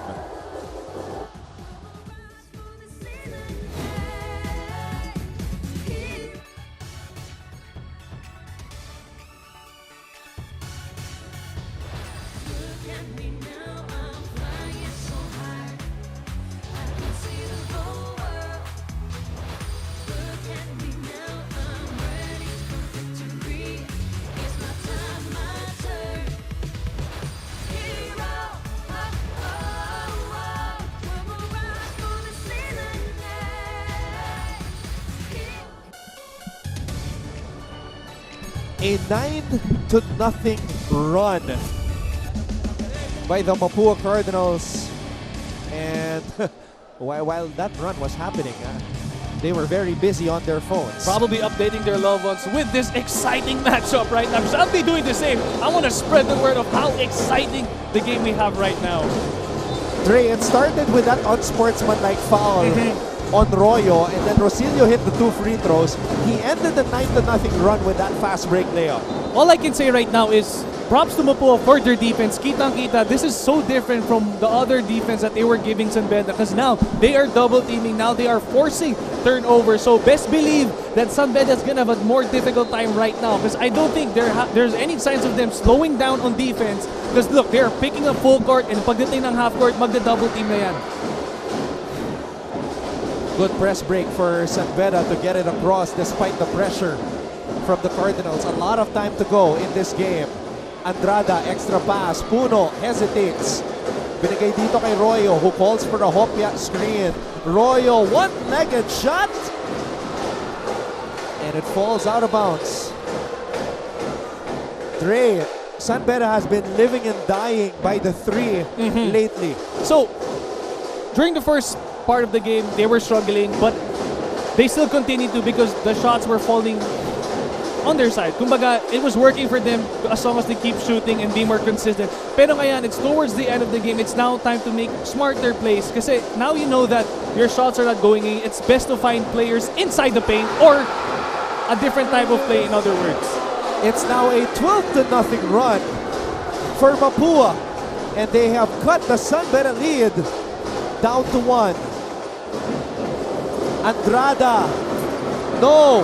Hopia taps it to the wrong guy. Beautiful defense by Mapua, knowing that they are going to be shooting from the outside. What a way to be early and to be aware on that closeout. Mapua for the lead. And a foul on Puno. That is going to be 3 free throws. Oh my. Cyrus Cuenco went up for a shot. Puno challenged. The referee blew his whistle. I mean, correct me if I'm wrong, but Puno now has 3 fouls, so he really needs to be careful. Okay, panoorin natin dito.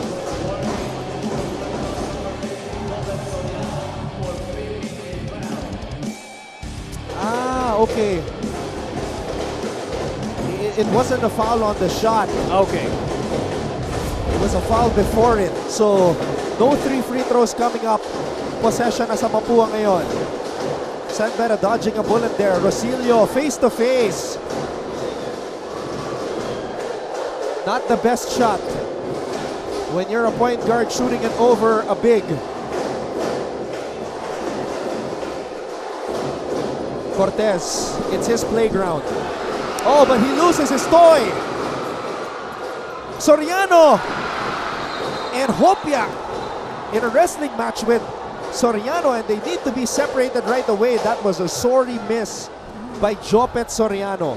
I mean, it's great to see that he's aggressive, but now, like, being tangled up in those type of plays, you just gotta be careful with your foul trouble because both of your teams need you right now in terms of defense and, of course, also on offense. That sequence right there is when you're playing NBA 2K and you move the controller wrong. Just one press of a button. Hindi mo na shoot na maayos o hindi mo na dribble ng maayos. That's what happened to both Cortez and Jopet Soriano. Wow, San Beda scoreless in the last 4 minutes. 12 seconds and counting. Cortez, can he stop the drought? Oh, that's traveling on Jacob. So the run continues for Mapua. This is a 12-0 run.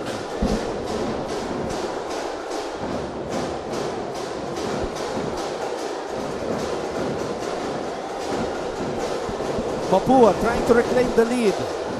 Bola na kay Cuenco. No Escamis on the floor. No Paulo Hernandez on the floor. But Warren Bonifacio is there! Wow! To think that San Beda is doing well defending, not making them enter the painted area, but they forget that they have players also who can make it at the perimeter spot. Cortez, Andrada, Hopia, throws it out. Puno, extra pass. Oh, too strong on that shot. It is Mapua basketball. The drought continues for the Red Lions. They're having such a hard time finding a basket, as if they're trying to find water in the desert. The Red Lions trying to stop the Cardinals. Bonifacio with a miss. Offensive rebound for Mapua. And this is what I've been saying, and I know it's been consistent and redundantly, pero you have to be consistent in boxing out. Doesn't matter offense or defense. Just put a body up to whoever is beside you. Bonifacio. Oh, 2 misses from the elbow. And those are shots that Warren Bonifacio usually takes and makes. And now it's a good sight to see that they are now trying to control the pace and call out the right plays on the part of San Beda. Royo, too strong. Hopia could not save it. And you have to wonder how long Paulo Hernandez and Clint Escamis will stay on the bench. Well, my guess is not long. At eto na nga si Hernandez at eto na nga si Escamis. Well, si Hernandez ang unang pakakawalan. Escamis is sitting in closer and closer to the scorer's table. At ayun na nga, tinawag na siya. Escamis checking in. So the big three of this Intramuros-based school now on the floor, Escamis, Hernandez, and Bonifacio, because it is winning time. Kapit mga kapuso. Bonifacio kontra Andrada. Bonifacio. Recto. Bonifacio, offensive rebound, a foul away from the ball. Who's it going to be? Like I mentioned earlier, you can see players just looking at the ball as it releases from their hands beyond the arc. Importante pa rin talaga mag-rebound, especially now. You know, you're trying to catch up, you're trying to get that lead. You really have to box out because every possession matters right now. Recto. Recto against Viser. Recto. Jumper, the rookie, could not convert. Wow, all the players on the floor, and Recto is the guy to take the shot. What thrust being shown? Andrada, dinedepensa ni Recto. Binalik dito kay Cortez. Ball is loose. 5 on the shot clock. Cortez has to shoot. Cortez shoots it. Halfway down. Cortez with a miss. And we know that crunch time is Clint Escamis time, and he has the basketball. The leader in the Rookie of the Year and MVP race is here. Escamis for 3. No! Puno loses control of the basketball, and the referees are going to review it. Oh, a shot clock violation.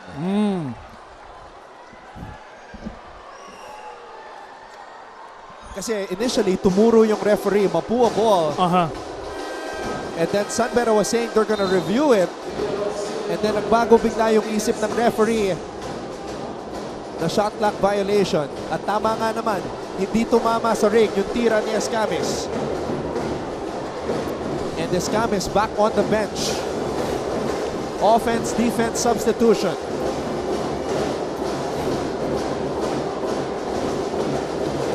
Cortez, double team. Andrada, pinasa kay Royo. Royo. Puno, on the move. Puno stretches and scores. Jomel Puno. Now this is what happens when you decide to do a double team. Obviously, there's gonna be another guy open without a defender. And it so happens it's the taller and faster player of San Beda who is able to contribute there sa kanilang play. Cyrus Cuenco steps back. Shoots a 3. No! Hernandez saves it to Recto. 10 on the shot clock. Hernandez, does he have a big shot in him? Hernandez spins. Recto fakes. Back to Paulo for the lead. Paulo Hernandez.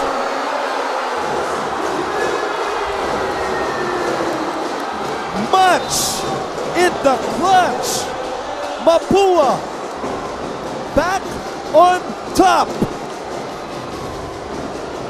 And to think that Mapua was already finding ways to get inside the painted area, trying to foul their plays. But who would have thought that Hernandez would be there to take that shot beyond the arc? And he took this Dre with 1 second remaining in the shot clock. Who would think? Because usually when there are plays like that, you want to go inside, you want to cut. Pero he was just there, controlled, poised. Wow. You know what's so amazing about that moment? Clint Escamis, their usual number 1 option, was not on the floor. Well, we could probably think that they're trying to go more on the defensive side right now because, yes, Clint has been contributing in a lot of things on the court, offensively, defensively. But now it looks like they're trying to get defenders on San Beda, trying to get quicker guys. But let's see the real reason maybe later if we could interview them. But for now, even though there are other players contributing on the court. Dre, I gotta ask you, It's San Beda ball, 14.2 seconds to go. What do you envision happening for the Red Lions here? This is actually something I just want to watch and see, but anything can happen. You never know. They could probably look for the open guy, quick shot, quick two, or waste time, take the shot from the outside. You never know. But the thing is, we got to remember that they have been doing well outside, beyond the arc. So let's see who their go-to guy is. Here we go. San Beda down 2. Coming off this timeout with 14.2 seconds in regulation. On the floor, Aaron Royo, Jomel Puno, Alex Becer, Yukian Andrada, and the King Lion, Jacob Cortez, who has had a career game, career high 24 points. And if you're a San Beda fan, you want the ball in his hands. Royo gets it to Jacob. Jacob being defended by Rosilio. And there's the foul that Mapua wanted to give up because they are not yet in the penalty. That's one way to take the player off their rhythm by fouling. Pero now they got to be careful. They had a chance to see what their play was. So let's see if San Beda will be able to counter, have another play called. Pero tingnan natin kung ano ang counter ng gagawin ng Mapua on the defensive end. Another chance for the Red Lions. Mapua is in the penalty, so they can no longer foul here. Cortez. Andrada for the win. No! He hits the side of the board. Like Paul George in the playoffs. And this game could be over.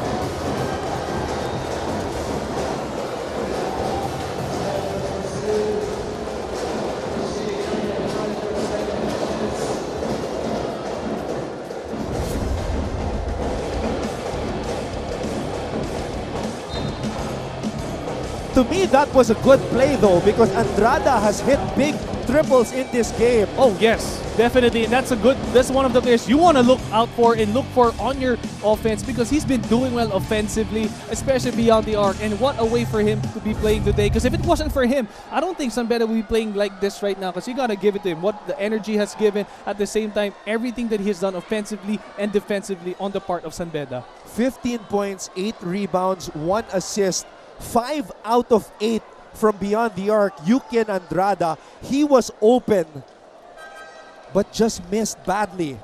It was a good shot, because obviously that's someone you want to take the shot, because he was doing well beyond the arc. And of course, like you mentioned, rebounds, he wasn't just contributing offensively, he was there defensively, and of course he was also there sacrificing his body to get those rebounds.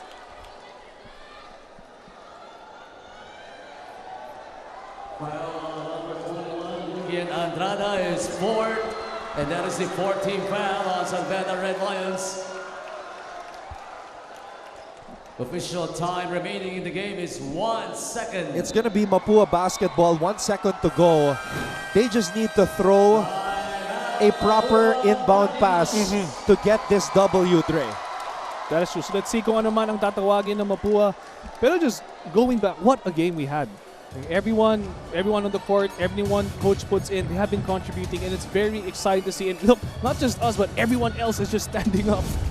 This is one of those games that you hate to have a loser, but this is sports, this is basketball. One team's gonna get the dub, the other team's gonna feel the heartbreak.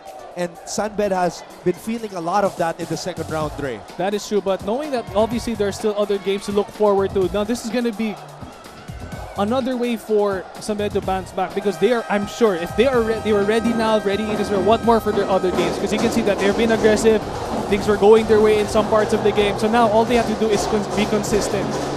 San Beda actually has the toughest schedule among all the remaining teams in the Final Four race, because they have Mapua today and then Pinil coming up next. Now, on the other hand, Mapua has a lighter schedule, but Perpetual has been playing well, the hottest team in the second round. And to think that these are opposite things, because I know today we compared San Beda and Mapua, they are physical, they can run. Ito naman, iba-iba yung mga, kumbaga let's say, personality ng mga both teams. So, we can never say what will happen in the games, but the thing is, Mapua just needs to be ready because I'm sure all these teams just want to go at Mapua right now because they're number one, so they really want to give their A game and be at their best. Don't get a 5-second violation, throw the ball in play properly. That's all Mapua needs to do. And they do it right as they complete the comeback. Because that comeback in the fourth quarter, Dre, they were down by 10.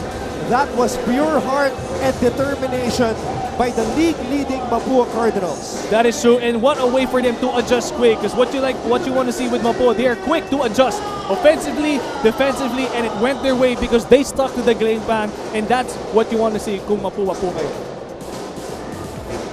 This is Final Four type energy we are feeling right now.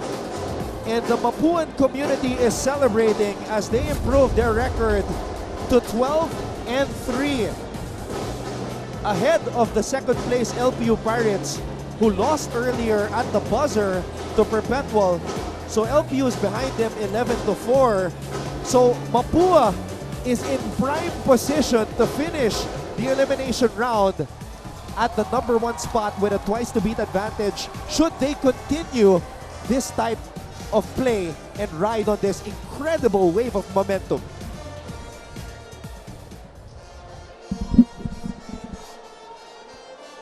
Standby lang ha, papakita natin.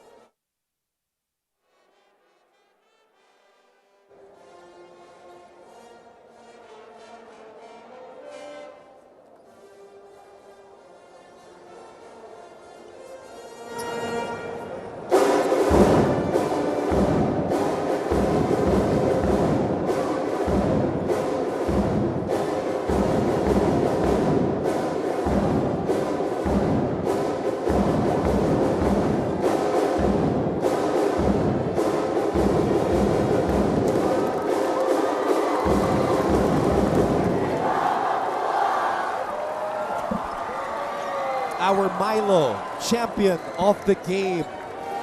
21 points, 4 rebounds, 3 assists, 4 steals.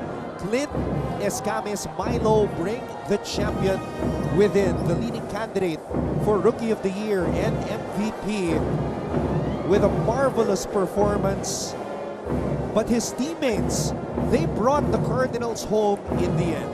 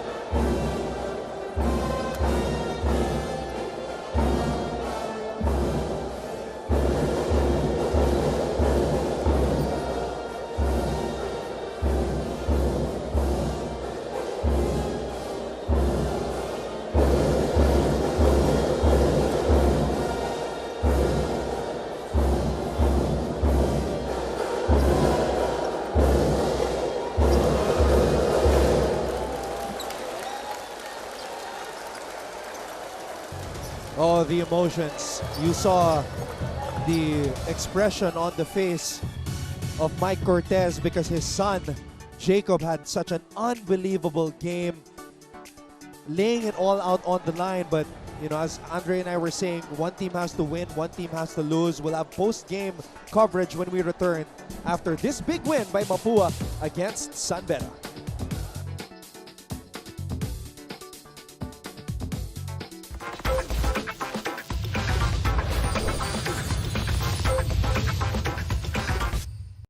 Basketball heroes are made every year, and the NCAA always gives rise to new heroes of the game. In fact, the NCAA has produced its share of basketball legends and modern-day basketball heroes. At ngayong nag-umpisa na ang NCAA Season 99, GMA Sports is honored to feature 10 new heroes na dapat abangan ng lahat ng basketball fans. Una sa listahan ay si Kurt Rayson ng Letran Knights. Kurt is Letran's star combo guard and one of the deadliest scorers in the league. His goal as team captain of the Knights this season is to win their 4th consecutive championship. Susunod ay isang shooting guard, Migs Oxon ng Benil Blazers. This 23-year-old former FIBA under-18 player is a proven performer in the clutch. Whenever the Blazers need a basket late in a tight contest, they turn to Oxon, who is always ready to deliver. Enoch Valdez of the LPU Pirates scored, rebounded, and brought his team to the Final Four last season.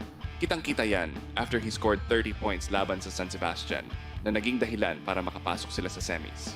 In his final playing year with LPU, Enoch hopes to finish his collegiate career as a champion. Susunod, si Jacob Cortez ng San Beda Red Lions, who is the son of the cool cat, Mike Cortez. Here in season 99, the cool cub, as he has come to be known, is writing his own legacy. He scored a career-high 20 points to lead the Red Lions to a convincing victory against the Benilde Blazers with his dad in the stands watching. Coming in 5th on the list is Romel Calahat of the San Sebastian Golden Stags. This young big man had a monster season 98, averaging almost a double-double of 11.5 points and 9.7 rebounds per game. In addition to his rebounding skills, Romel has nimble feet and an accurate outside stroke, which means he can pretty much do it all. Next on the list is Danielle Malyari of the Arellano Chiefs. Ngayong team captain na siya. We are back here live at the Phil Oil Eco Oil Center in San Juan City to begin our post-game coverage. A breathtaking matchup between Mapua and San Beda kung saan nagtagumpay ang Cardinals laban sa Red Lions 71-69. So, Mapua improves their record to 12-3. San Beda falls to 8-6. And now, Andre Paras and I are standing alongside greatness. A guy, if the season ended today, will be named without a shadow of the doubt the Rookie of the Year and MVP, Clint Escames. Brother, thank you. Another marvelous performance. But we have a lot of questions. Yes, Ray and I have. Number one, we want to talk about your matchup with Jacob Cortez. Yes. Kasi sinabi ni Dre sa akin kanina, we feature all these matchups, but for some reason, hindi patas yung scoring. In this battle between you and Jacob Cortez, it was a fair fight. Both of you put on unbelievable highlights. What does it feel like competing against a guy like that? Syempre, Jacob Cortez sobrang ng point guard na well talked about. And syempre, pinapakita niya din yung performance and Beda, another team na championship team, Kaya yun yung mga masarap kalaban, especially the crowd. Yung mga pag nag-i-in Daniel yan, fourth quarter, napakasarap, nakaka-intense and nakaka-motivate din kalaban. And Blake, ito naman as a team, kitang-kita na natin yung laban nyo. Very intense. There are times that you were leading, times where you weren't.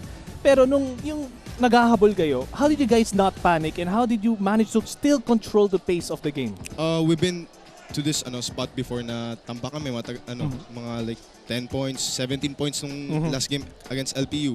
And we came back and yun lang talaga, more experience and keep our composure lang. And konti-konti lang talaga namin ibababa yung lead and we did it. You said 17 points down against LPU. Yes. In this game, you were down by 13 against San Beda, down by 10 at the start of the fourth quarter. Describe to us and everybody watching right now what the atmosphere was like in the dugout when you were down by 10 coming into the fourth. How did you get back in the game? Coach just said na trust the system, trust our defense, and madami talaga kami lapses, especially kay Jacob, naka 24 points. Damn. Damn. And syempre, Mapua's known for a defensive team and yun, dami namin lapses sa kanya and that really shows how good of a point guard he is. And credit to him. If I were to go back to the first round meeting, you had 14 points pero ngayon you had 21 points. What motivated you to do more and in other words, do more at the same time, involve your team in this game? Yung papunta sa Final Four lang namin, syempre, itong second round namin na iba talaga yung adjustment. Yung nag-adjust nga sila compared to our last game. I think nag-20 point lead nga kami at one point eh. So yun, alam ko naman si Coach Yuri, magaling yan eh. And yun, he did adjusted and the score na, buti na lang may Paulo Hernandez kami. Shoutout kay Paulo. Kay Paulo Hernandez. Big shot man by Paulo Hernandez. And he took that shot off of an extra pass with 1 second remaining on the shot clock. Wow. Clint, during that moment, you were not in the game. Napansin namin ni Andre, there were times na I'm not sure if it was an offense-defense substitution because you're obviously a great defensive player also. You play both ends of the court. what is the reasoning behind that na linalabas ka ni Coach Randy Alcantara, especially in the most important offensive possessions? For me, nagpasub na kasi ako kasi liability na ako sa defense and offense kasi nagka-cramps na ako eh. Wow! Yung last shot ko, like all board eh. Wala, tumaas na talaga. Sabi ko, di mo na talaga kaya. Pasok nyo na lang yung ibang guys na mas makakatulong sa team. Grabe yung tiwala, Dre. And to think about the confidence you have. And Eko, I just want to also ask, kasi compared to the first games, you guys were, first matchup, you guys were attacking the basket. Pero kitang-kita, not just the guards, not just the bigs, you guys were making shots up from the perimeter and also beyond the painted area. Instead of yung mga bread and butter nyo nga, it's under or inside the paint. Were you guys working on this towards the matchup dito sa San Beda? Oh yes, nag-extra work din kami, especially shooting and mga box out nga namin eh. Yun talaga yung more of defensively and syempre sumabay din kami sa game ng San Beda, puro 3 points sila eh. So yun, buti na lang we converted din, especially Paulo. Clint, I watched the last episode of Game On where you guested Martin Javier was talking with you. There was a young kid who went up to you. He showed you and Martin yung artwork niya. Okay. Nag-joke si Martin na palaminate mo na yan, pa-frame mo na yan. He was in the crowd with the frame. So how did that feel seeing that? And you know, this is why you do what you do to inspire kids like this. So yun, sobrang sarap sa pakiramdam na, you know, we got kids na looking up to me and yun, nagiging role model din ako for their idol kasi yun gusto nila maging pagtanda eh. So I'm happy na positive yung yung outcome ko sa kanya. Yun. And to think na, kasi we also talked about it, na has this happened also to you before when you were a kid? You also got that picture, that autograph from your idol, and knowing that once you make it to this point of your life, you will also do the same to the youth. Yes, actually here sa Phil Oil, like when I was watching, Kiefer Avena, nagpa-picture ako dyan sa mga dugouts. So, and sabi ko, one day, I'll play here. And you have done it. And what a way to inspire the upcoming youth. Yes. You know how people post all the time, one day. Yes. This is the day. The day has come para dito kay Clint Escames and hopefully his day will come one day. Hopefully pray. Yeah, this is where the inspiration starts. Clint, I'm sure you need to get your rest because you were already cramping up earlier. So, eto, batiin mo na lahat ng mga taga-suporta mo. Shoutout sa lahat ng Mapua community and especially kay God, syempre. And sa family ko, sa mom, dad ko, and sa mga taga Davao, taga Dumaguete, and sa ate Kim ko, and sa mga brothers ko, Kuya Mark and Kuya Bill, and sa mga boss namin, Boss Teddy and Boss AA. Thank you sa lahat. And especially to coaches and especially Paulo Hernandez. Shout out again to Paulo Hernandez. You gotta do it. You gotta be there for your boys. You gotta be there for your teammates. All right, Clint Escames right here. Tuloy lang, brother. All right, when we come back, post-game coverage continues. This is our coverage of NCAA Season 99 New Heroes of the Game. Mapua, big win against San Beda. Final score 71-69. We'll be back.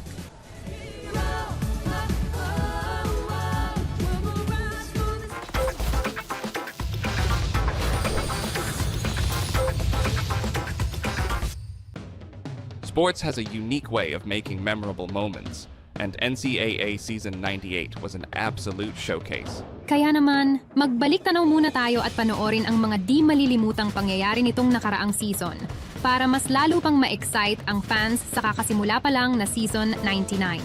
Honorable mentions, Upset Alert, EAC, pinataobang binild upang makuha ang kanilang unang panalo. The Generals were 0-9 before sending shockwaves throughout the NCAA by stunning the league-leading Blazers. Star forward Nat Cosejo finished with a game-high 24 points and 9 rebounds. AJ Miranda's buzzer-beating game winner. Madalas mangyari ang game-winning shot sa basketball. Pero ang buzzer beater sa dulo mismo ng laro, bihirang-bihira. This is what JRU's Agam Miranda did with his team down by 1 with just 2.6 seconds left on the clock. NCAA. Post-game coverage continues here at the Phil Oil Eco Oil Center in San Juan. Big win for Mapua as they continue to hold that top spot, now improving the record to 12-3, Dre. And something here that surprised me, of course, when it comes to San Beda, yung kanilang turnovers, he had 18 overs compared to Mapua with 8. So knowing that Mapua was able to take care of the basketball as much as they can, pero ito naman with San Beda, they made 43 points, if I'm not mistaken, 43 points inside the beyond the arc, inside the arc, perimeter, my bad. And then 14 points. So kitang-kita that even if San Beda were making shots beyond the arc, they still found their rhythm and groove inside.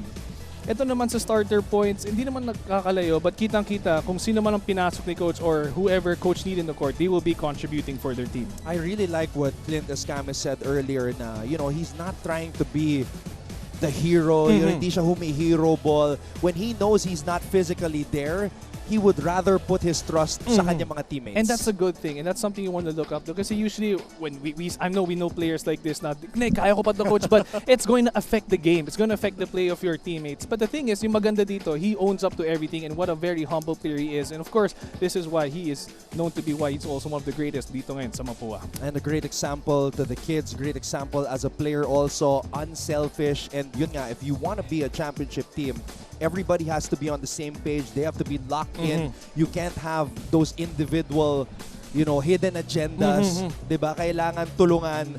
And that's what Mapua wants to do. And that 32-year title drought. Exactly. So what yung maganda dito, it wasn't just Clint. He even shout out si Paolo and their other guys. So yung maganda dito, it's a very good collective effort. And everyone here is just confident. Everyone has that green light. So it's nice to see that everyone is just always on the same page together.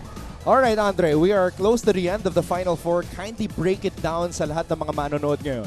So in other words, all I can say is it's a battle of consistency. If you want to obviously go up the ranks, up the standings, you just really need to work at it. When I mean work at it, I know I'm consistent. Those are the little things. You got to box out, you got to rebound. But going back to the standings, anything can happen. Bilog ang bola. So all you got to do is just play your game. And of course, for the people watching, just come out here and just support your favorite teams or the NCAA. So pito pa, Dre, ang natitira sa Final Four race na eliminate ng Letran, Arellano, and San Sebastian. I will be breaking down the Final Four race with Coach Hammer, Martin Antonio, and Ann Gabriel.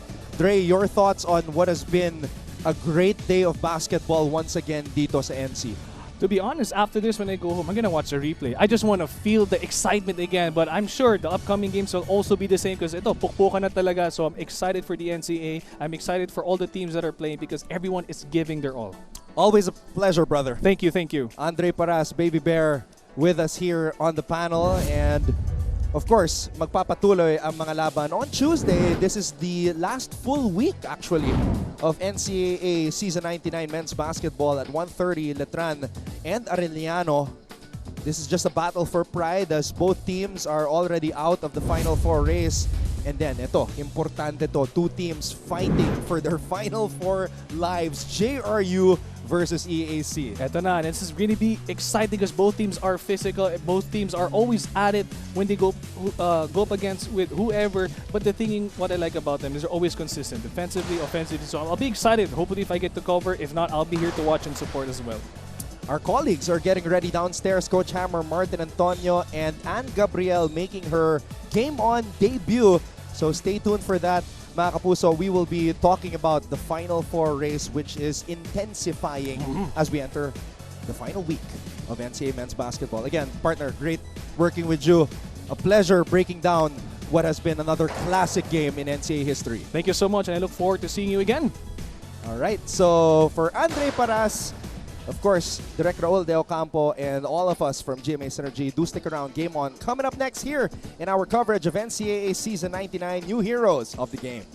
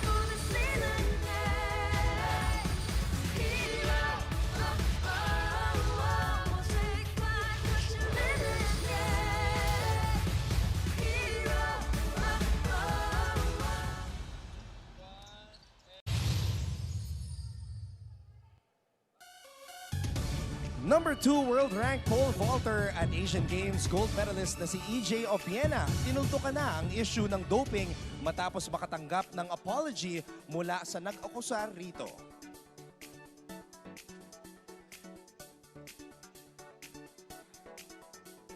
Resulta ng NCAA Season 99 Badminton Tournament ihahatid.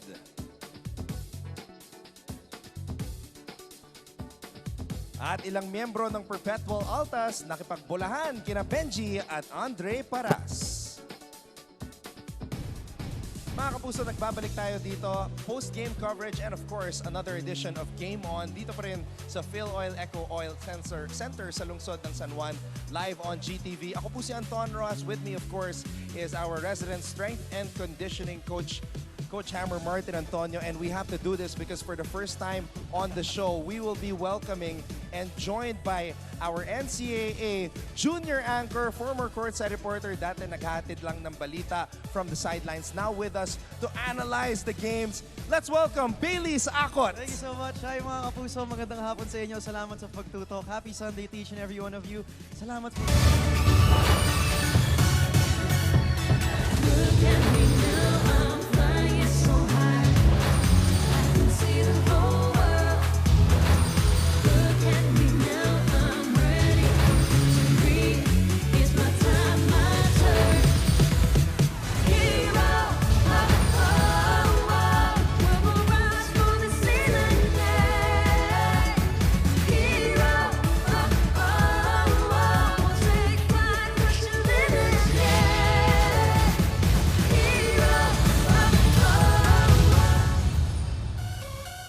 Mga kapuso, nagbabalik po tayo dito sa loob ng Phil Oil Eco Oil Center sa lungsod ng San Juan para ipagpatuloy ang ating post-game coverage dito sa inyong paboritong sports and entertainment show. This is Game On. My name is Anton Rojas, and as I mentioned earlier, joining us today, Coach Hammer Martin Antonio, our resident strength and conditioning coach. And of course, for the first time here on the show, we will be joined by one of the most hard-working and dedicated courtside reporters that we have had for the past 2 years. Now she has leveled up and has joined the team as a junior anchor. Promoted na itong si Ann Gabriel. Ann, welcome to the show and welcome to Game On. Grabe naman, Anton. Parang kinilig naman ako sa sinabi mo. But you know what? My heart is so happy right now. I'm very grateful to be back home. To be back here at the NCAA. Coach Hammer, Anton, let's do it!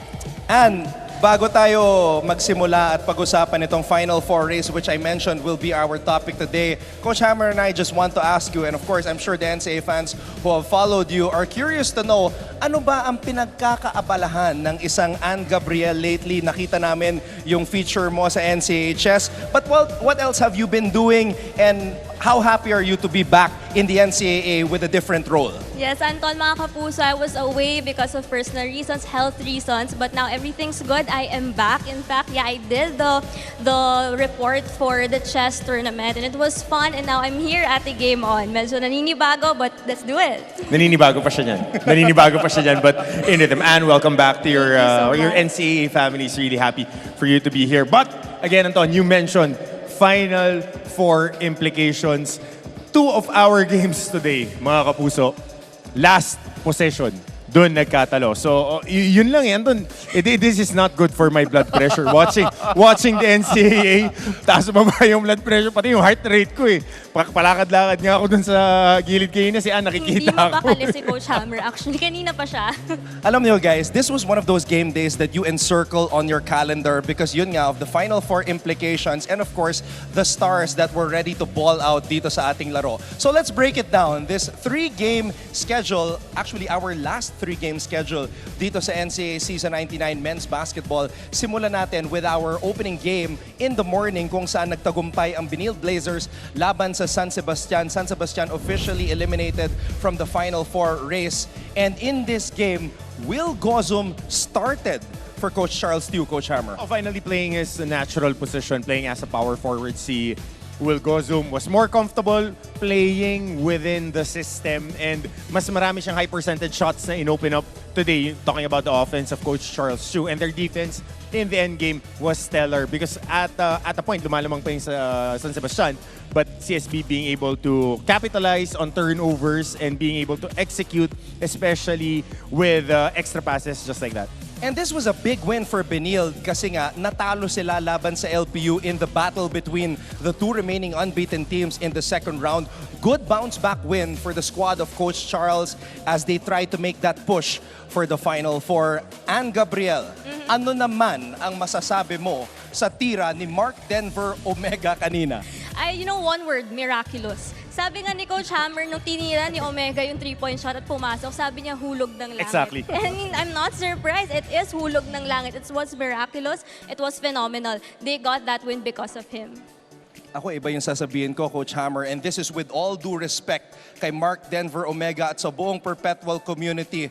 Let's just be real, okay? Hindi 3-point shooter si Mark Denver Omega. Si Jun Roque, ready na tumira. Yung bola na kay Jello Razon. Ano ang nangyari? Si Mark Denver Omega ang nakakuha. Parang ako lang sa bilyar table. Lakas tira, lakas tsamba, pumasok ang bola. But if you're Perpetual, you don't care because you need to do anything that you can do to get the win dahil gusto na nilang tumungo sa Final Four. Mark Denver Omega, bakit nga naman hindi? Wait, Coach Hammer, Anton, I also want to add, I feel like iba rin talaga yung naging impact na isang Scottie Thompson. Yung presence niya for the past games that they had, iba. I'm sure that he have said a lot of words of encouragement for these Altas. Yung never say die mentality, yung spirit mukhang naipamana niya na sa Perpetual Altas. Pero at the end of the day, execution lang yan eh.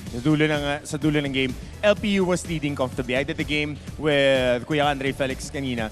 LPU was comfortably leading, but they were running, they were throwing away the ball, talking about the Altas, but they provided friction. They played physical, they crashed the boards, and talagang trinabaho nila yung panalo. You gotta give credit where credit is due. The Altas is the hottest team right now in the NCAA, and they're making a case for that number 4 seed. Exactly. Coach Hammer, may tanong ako. Importanteng tanong to para kay Ann Gabriel. Ano yan? Ann Gabriel, kung papipiliin ka, sino mas pipiliin mo? Ding Dong Dantes o Dennis Trillo? Oh my God. Siguro Dennis Trillo. Bakit? Because I love Maria Clara at Ibarra and he is the star of that show. Dalawa kayo ha? Pero pwede rin naman David Licauco. Why not? Uy, wow! May dark horse ha? May dark Baka horse. pwede natin siyang makuha ang Kapuso artist. I'd be so glad to be there. Hindi kasi, di ba, when you choose between Ding Dong and Dennis, you can't lose because you win with either of the two. It's like the matchup earlier in our third game, Jacob Cortez and Clint Escamis. You go with Jacob Cortez, you know he's gonna put in the work. You go with Clint Escamis, you know he's gonna scatter his name across the board. Both players came up with classic NCAA winning performances, but this is basketball, Coach Hammer, and at the end of the day, may isang team na mananalo at may isang team na uuwing luhaan.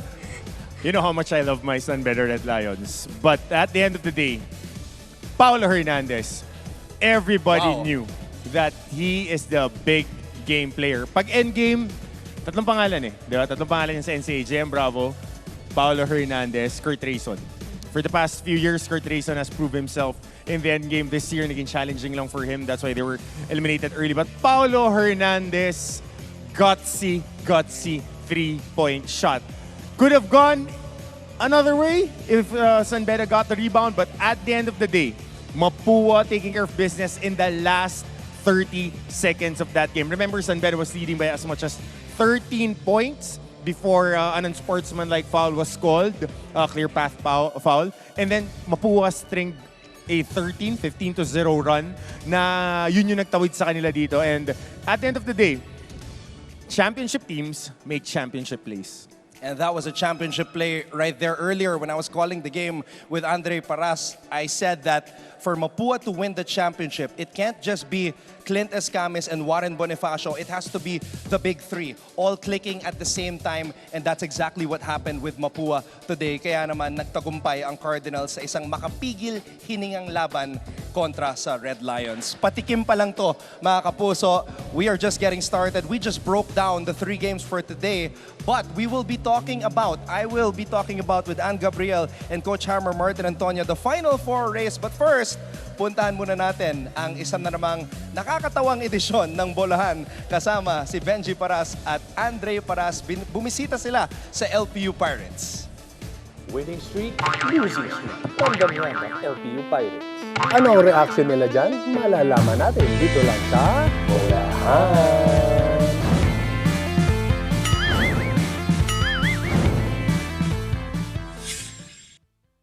Alam ko masakit na 3 sunod na talo.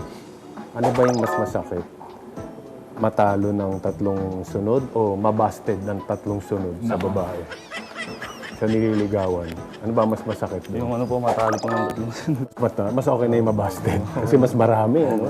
Eto, seasonal lang yung NCAA. Speaking of talo, kaninong team yung ayaw mong mapatalo kayo? Anong team sa NCAA? Ano po sa akin, Binild po. Napansin ko, maganda ang performance mo ngayon. This is only your 2nd year. Ano ang dahilan? Hindi ko rin po alam, siguro ano. Ano Gusto lang ko po sagot siguro siya. na makaano lang ako sa mga ano, sa motivation ko lagi. Yung dinadala ko sa game. Motivation. Motivation ng coach? Or meron kang Siguro sa akin po. sarili mo lang na motivate ka? Ngayon naman, kasama natin, Arjo Atayde. Ay, hindi pala. Rafael Garo. Medyo hawig eh. Hindi nagsabi na ba sa inyan? Wala po. Wala pa? Ako pa lang. First time. Ito naman, as a reserve player, paano mo ipapakita sa mga players at teammates mo, coaches na deserving ka rin ma-activate? Yeah. Every na lang po, every practice, always aggressive lang po ako and always ready lang po. Yun lang po yung lagi kong pinapakita sa kanila. Hindi alam ng lahat na ang mahirap sa assistant coach. Ikaw yung pinagsasabihan ng mga players, di ba? Dahil hindi man nila madiretso doon sa coach. So, ikaw ba, kung ano yung sabihin nila, is nire-relay mo rin kay coach? Well, of course, as long as syempre makakatulong talaga sa progress ng team, I talk to them, yung concern nila, on the perspective of Coach Gilbert, then explain ko sa kanila. Then I'll talk to Coach Gilbert naman, na perspective naman as ng player. Maraming coaches na nakikita natin yung pagiging aggressive sa court. Tapos makikita mo pag galit o kaya gulog, hindi na iniintinding itsura. Pero bakit si Coach Gilbert nakatak-in pa rin? Ako nag-iisip ko nakatak-in dapat akong pumunta sa atin. So, role ba niya yun? Started all with Coach Opex pa before, di ba? Na lagi kaming nakatak-in with him. And then, because we still want to continue that culture of discipline, love, serve, care. So maybe that's why we're still doing it, to keep that culture of discipline. Hindi dahil nafo-focus lagi ng camera. Kwentuhan at kulitan. Lahat dyan, dito sa Bolahan. Okay, so nung in-intro ko tong segment na to, sabi ko, isa na namang nakakatawang edisyon ng Bolahan. Pero for me, that was one of the most serious episodes of Coach Benji and Andre. Sabi natin, Bolahan. Ganun yung ano eh. So, Delivery matters. Delivery matters. Okay. Ngayon, mga kapuso, tutungo na po tayo sa ating main discussion for this episode dahil papasok na tayo sa huling full week ng NCAA Men's Basketball. This is our ultimate guide to the NCAA Season 99 Final Four. You like my delivery, guys? Grabe. Kalmado din. Ang lamig. Ang lamig, parang naka-aircon ah. Grabe. Suwabing-suwabe yung pagkaka-deliver mo, partner. Okay, simulan natin. Follow the leader. Sino ba ang nanguna sa ating Final Four race? It is the Mapua Cardinals. And of course, we will begin that discussion sa aming pagbabalik dito sa Game On!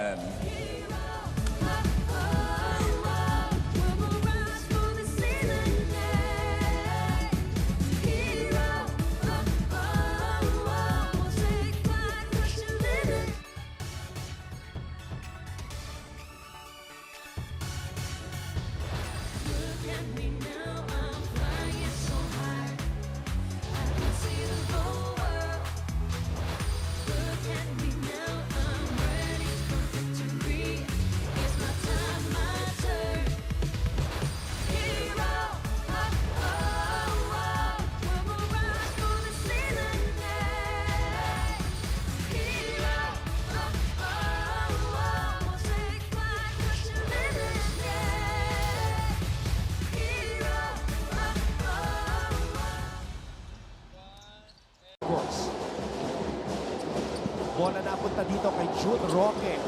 And Jude Roque starts the game off with a 3. Parang Mike Tyson to eh.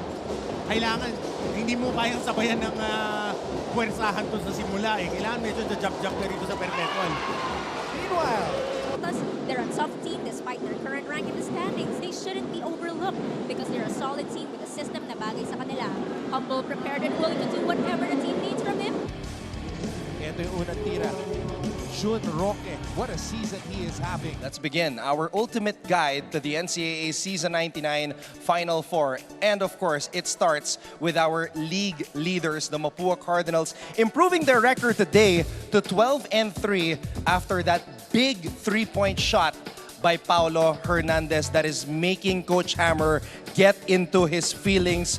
Coach Hammer, is there anything you want to get off your chest right now? San Beda played their hearts out. Kaya lang sa dulo, it was a defense of Mapua that dictated the tempo. Scrambles on loose balls. They were blanketing the main offensive option, which was Jacob Cortez. The point of attack was being clocked down, especially in the lane. There were numerous times that the kickouts and the outside shots were there. Pero ang pagkakataon at ang panalo hindi ngumiti para sa San Beda. But you gotta give credit where credit is due. 8 minutes, down 13 points. Mapua mounted a rally. Rosilio, their standout guard, really stepped up big time. Cuenco hit timely three-pointers. Recto made a three-pointer. And of course, the finishing blow was Paulo Hernandez with that big three-point shot na nagtawid sa kanila para sa panalo. And I know as a courtside reporter, you can't be biased, but I just want to be, I'm just curious about this. Season 97, who was your favorite player? Season 98, who was your favorite player? Season 97 will definitely be Renza Bando. Of course, he was our rookie MVP. Season 98, well, I have a lot, but siguro we have here Kurt Grayson as well from Letran. He was doing a great job at that time. Season 99. Season 99. I think lahat naman tayo sagot ay ang leading rookie MVP candidate. It will probably be Clint Escamis because he has been bringing Mapua to its level of competition right now. Kundi dahil sa kanya, without his presence, it might be a bit difficult for Mapua. But because he is there, Mapua is now our top-ranking team. Coach, I had a long chat with Clint before the game in the dugout at nagulat ako. Nanggaling pala sa San Beda Alabang. San Beda Alabang, si Clint Escamis. And he had an opportunity to play for the Red Cubs, but the roster were filled. Hindi daw siya kinuha sa tryout eh. Parang yung kwento din ni Warren Bonifacio na hindi siya nabigyan ng pagkakataon to play for a school that he was enrolled in, and Mapua was there to open their arms and embrace. Ngayon, sinusuklian naman nila by playing their hearts and their guts out for this squad. Ang ganda ng character development nitong si Clint Escamis. Isipin mo yon, nag-tryout sa Lasal Zobel, hindi kinuha. Nag-tryout sa San Beda Taytay, hindi kinuha. Tinawagan ni Coach Yong Garcia, actually a different coach who contacted Coach Yong Garcia. We gotta give a shout out to this guy, Coach Cesar Babasa. Siya yung nag-contact kay Coach Yong, and Coach Yong told him to come to the Malayan Red Robins kung saan nanalo ng 2 championship si Clint Escamis. Took a different path in college. He was actually injured during his final year in the juniors. ACL partially torn. He had to get surgery. Bumalik siya sa Mapua, and he has transformed from high school musical Zac Efron to Baywatch Zac Efron. Grabe, development. That is development. Zac Efron, oh my God, I know. Coach, you were expecting Dwayne Johnson? Isa lang yung masasabi ko. Isa lang yung masasabi ko dito, Anton. Mapua was lacking a guy that can create points in a hurry. This season, nabigyan sila ng mga wing guys that can knock down three-point shots. That's Cuenco. Recto, who is a multi-dimensional power forward, small forward, combo forward. Rosilio is a very impressive guard, but the stick that stirs the drink, Clint Escamis, plugging everywhere. And ito yung kulang sa kanila ng season 97. Yeah. Somebody that can call his own number and make the shot when it counts the most. And Paulo Hernandez, nawala ng pressure ngayon to create the whole game. Now, he can just step up and plug in. Parang Carmelo Anthony in the end game for those knockout lows. Team USA, Carmelo Anthony. Catch and shoot, waiting on the wings. All right, so that's the answer for Mapua on how to get to the Final Four. Follow the leader, follow Clint Escames, and he will lead them to the promised land. Let's go to the next team, LPU. And the answer for this, the theme for the LPU Pirates is to stay the course. Coach Gilbert Malabanan has a crew of players with no standalone star. On any given day, a player can be the star of their own movie. The LPU Pirates, may kukumpara ko sila sa Avengers. Minsan si Captain America yung bida, minsan si Iron Man yung bida, pero minsan natatalo din ang LPU. Parang Avengers Infinity War yung nangyari kanina laban sa Perpetual, pero babawi pa yan sa endgame. Definitely, Anton. You know, the LPU Pirates, they have the tools, they have a great coach, great players. It's just that natalo sila kanina against Perpetual, but you know, they've been excelling so far here at Season 99. For sure, they have a great chance pa rin for that Final Four spot and that twice to beat advantage. Well, LPU is all about culture. Let's not mince our words. Coach Gilbert Malabanan was the perfect guy, is still the perfect guy to handle this team. Loving, serving, and caring. He cares about his players, that's one. That's why everybody buys into the system. You can't find a guy like Mac Guadagna that would buy in as your third two-guard on the rotation. They are 15 deep. Ganon sila kalalim. Pagkalaban mo ang LPU, kailangan ready ka na kalaban 15. 15 sa 15 ang laban. Hindi sila top-heavy tulad ng mga ibang teams sa 2-3 players na yung kailangan mong scout. Sila, sabi pa nga ni Anton, para silang Avengers. Kompleto. Parang Ocean's 11. Everybody can make a lift. Ganun lang kasimple. And ang nangyari lang towards the latter part of the game earlier, Mark Omega and the Perpetual Altas, June Roque, they were able to capitalize on the minuscule miscues ng LPU and hulog na langit. So, yun yung nangyari. But LPU has that culture, and if you're playing against a team like this, in the last 3 minutes, even key momentum, lagi silang may chance manalo. Kaya kung kalaban mo LPU, kailangan layuan mo na. Lumayo yung EAC.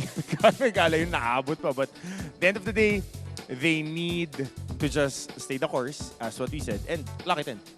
And paboritong player mula sa kupunan ni Coach Gilbert Malabanan at bakit? JM Bravo. JM Bravo. I like that choice. I love that choice. Okay, why? Like Explain, that? Ann. Okay. So why? JM Bravo, he ain't no star player, but he is a great role player. He is at its best as a role player. Defensive-wise, he is there, he's able to deliver, but offensively, he knows when to throw those 3-point shots, and he knows also how to become a scavenger. Meaning, magaling siya pumulot ng mga nahuhulog na bola, offensive rebounds. So all-around player, I must Pinaganda say. mo pa, basurero.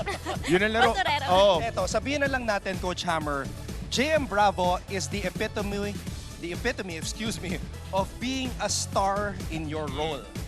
Pero ako, sinabi ko nga kanina yung mga pangalan. Paul Hernandez is one of the closers for the Mapua University Cardinals. At the end game, laging siyang pinupuntahan. Either on the post or on 3 for an ISO. Sa kabilang team naman, pag naghahabol sa dulo, it's JM Bravo. He doesn't care if it's the biggest shot of the game.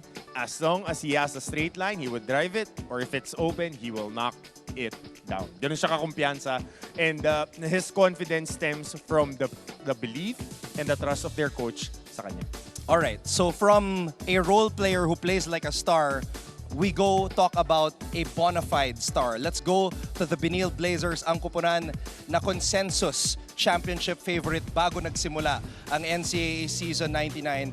You know what, guys? For the past couple of nights, I've been tossing and turning in my bed, wondering why Will Gozum is coming off the bench, why Will Gozum is sitting down for the first 7 minutes of the first quarter before coming in like cold French fries inside the cinema. So when he comes in, he's not as crispy, he's not as fast, he's not as juicy as the MVP favorite that you want to see. But today, Coach Charles Tew made the advantage. Pinakawalan niya yung MVP. He was in the starting lineup. He was the leading scorer, and the Benil Blazers won the game. I think it is about time that we hashtag free Will Gozum so he can do MVP things. Well, number one, positionship. Playing the power forward again gets him comfortable. It gives him an advantage athletically against some of the power forwards in the NCAA. Kita mo itong matchup na to. Kalahat against Will Gozum. Kalahat plays that wing combo forward position. On this starting lineup, he played that power forward position. he gives up 3 inches and a lot of length against Will Gozum. Pag tinapatan mo naman ang mas malaking player, kayang iwanan ni Will. Pagdating sa NCAA, advantage talaga siya because he's very mobile and very good when it comes to finishing inside the shaded area. So, yun lang yung aantabayanan natin. Kasi it doesn't matter how you start off games. It doesn't matter how you start off the season. If you're in the conversation, at the end of the day, you would go to the best 5 players and Will Gozum is definitely their best player. And I'm sure you've had many opportunities para ma-interview itong si Will Gozum. Ano masasabi mo sa growth nitong player na to na we have covered since season 97? You know, Will Gozum always has it. He has the skills, he has everything to become an MVP. It's just that yun nga, medyo nag-limited yung minutes niya for this season. But now that he is back, hindi lang yung scoring niya yung bumabalik for the College of St. Benilde, but once na ibalik mo siya sa court, lumalabas yung kumpiyansa rin ng kanyang mga teammates. It gives them the energy na heto yung MVP namin lumalaban with us. So that's why CSB won earlier today. And if he has the free will, if he has the opportunity to start the game, Benilde will win. He is the barometer, and Coach Charles Tew said it himself. We will go as far as Will Gozum takes us. Let's go to the next team. Pag-usapan natin ang San Beda University Red Lions. Coach Hammer was already getting into his feelings earlier about it.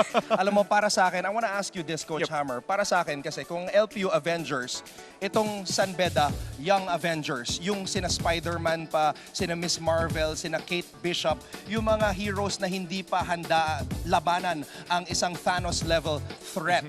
So do you think this is a case of too young because you have a young Jomel Puno, you have a young Jacob Cortez, you have a sophomore James Payosing, sila ang nagdadala sa team. Are they too young to win a championship, No excuses. Coach Hammer? No excuses.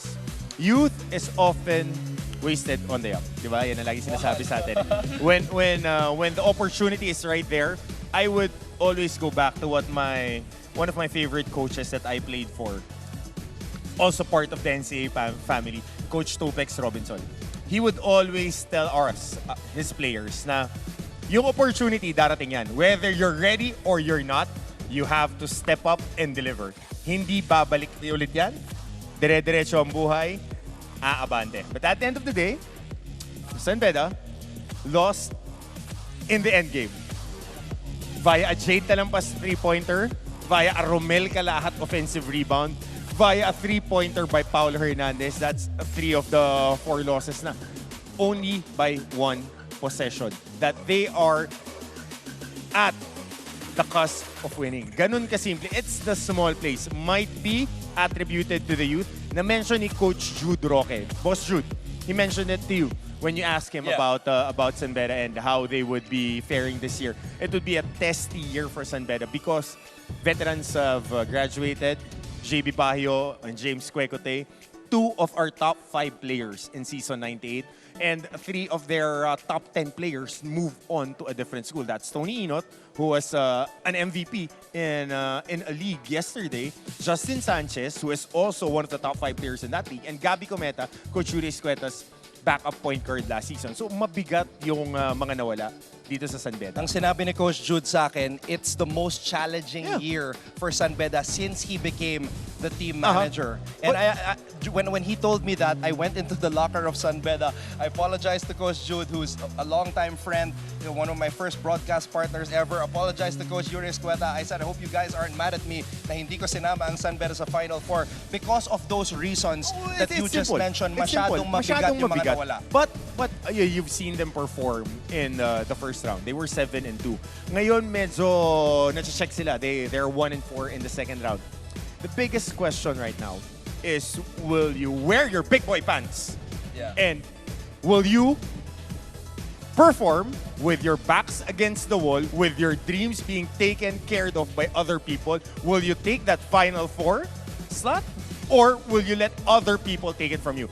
The cards are still in their hands. It's simple as that. Yeah, and it's gut check time. Kanina, they had an opportunity to win, but unfortunately, Yuki and Andrada, Paul George, that last shot from the corner. Before we head into a break, because we have been so into this discussion, interesting quote from a man of quotable quotes, Coach Hammer, and you're a deep thinker. I want you to comment sa sinabi ni Coach kanina na the youth is often wasted on the young. What say you? You know what, looking at a basketball perspective, being young is actually an advantage. So I agree with Coach Hammer na na-waste yun because they have the speed, they have the youthness, you know, in them, which is an advantage against, you know, older or more senior players going against with. So it really is a waste. So I agree with Coach Hammer. Kaya nila yan. Ako, I'm speaking not now as a panelist, but as an alumni. I always believed in my squad. I always believed in my school, even during the times na 0 and 12. Alam ni Boss Led yan, 0 and 12, 2 and 12, 0 and 14 those years. And then I played with a team that lost 19 straight games from the off-season going into the season. The following year, we won a championship. It's ebbs and flows. Parang letran. Ganyan yan eh. May transition ng mga players, but you have to stay the course. You gotta keep on keeping on. And you have to believe dahil that's all you got, that's all you need. Kung sino lang ang nasa loob ng team. Alam mo, masakit pakinggan yung na-waste yung youth, na-waste yung game because theoretically, na-waste yung laro ni Jacob Cortez, but personally, I don't think it's a waste because lahat ng mga highlights niya kanina, yung reaction ng kanyang tatay na si Mike Cortez tuwing tumitira siya ng mga ganyan, napakahirap, impossible shots. The reaction from a father that loves a son, absolutely priceless. Jacob Cortez doing King Lion things.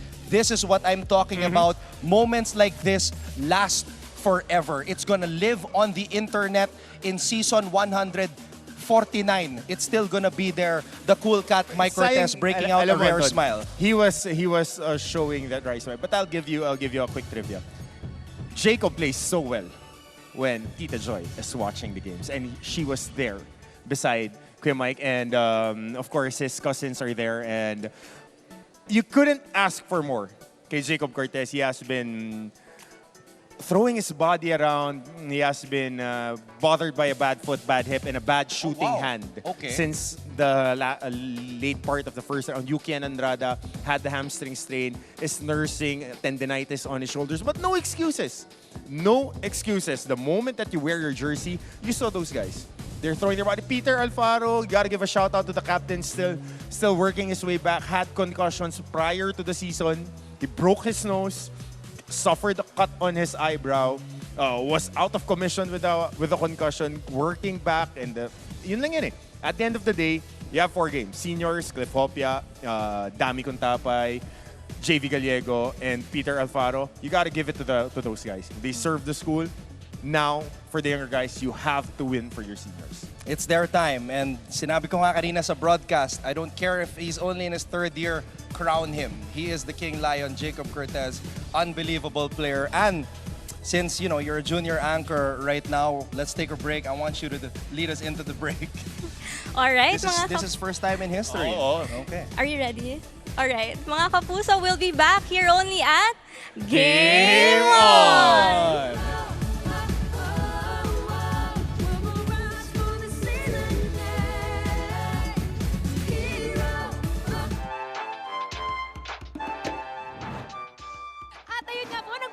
NCAA at nagbabalik na rin ang mga players dito sa dugout. Kaya naman ngayon, susurpresahin, chichikain at gugulatin natin ang mga players dito sa Jose Rizal University o ang JRU Heavy Bombers. Now once again, this is Mickey Santos. Ito ang Dugout Raid at tara na! Okay, sino kaya una? Hello! Okay, saktong-sakto. So, kamusta naman? Anong ginagawa mo ngayon? That's Coach. Ay, dadaan si Coach. Pero sige, hello Coach! Hello! Ako, ang pogi-pogi naman ni Coach. Pero yun nga, no, ano po yung mga ginagawa mo kada game bago magsimula para ma-sureness natin na magandang performance mo? Wala lang. Nakikipagkulitan lang ako sa teammates ko. Ini-enjoy ko lang yung mga moments na kasama yung teammates ko kasi ito nga, last season ko na din naman ngayon. Last season na. Pero dahil nga last season mo na, pakita mo naman kami ng pinaka-pogi mong move. 3, 2, 1, go!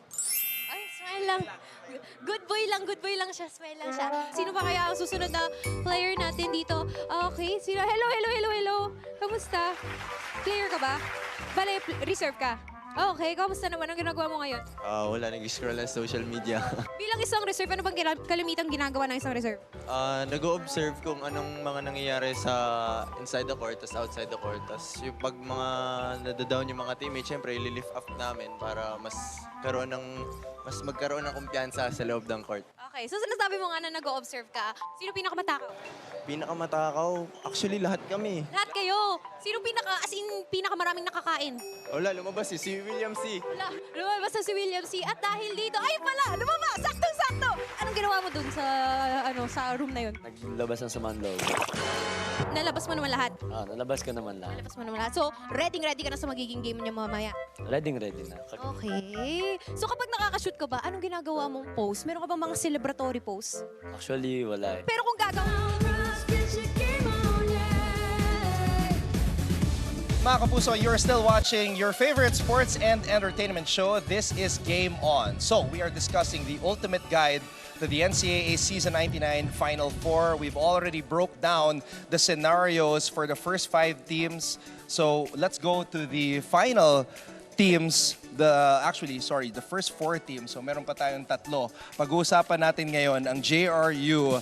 And this is a topic that Coach Hammer is very into because JRU is a team that you've been very high on. Yep. And I did say this nung nag-cover tayo ng kanilang opening game.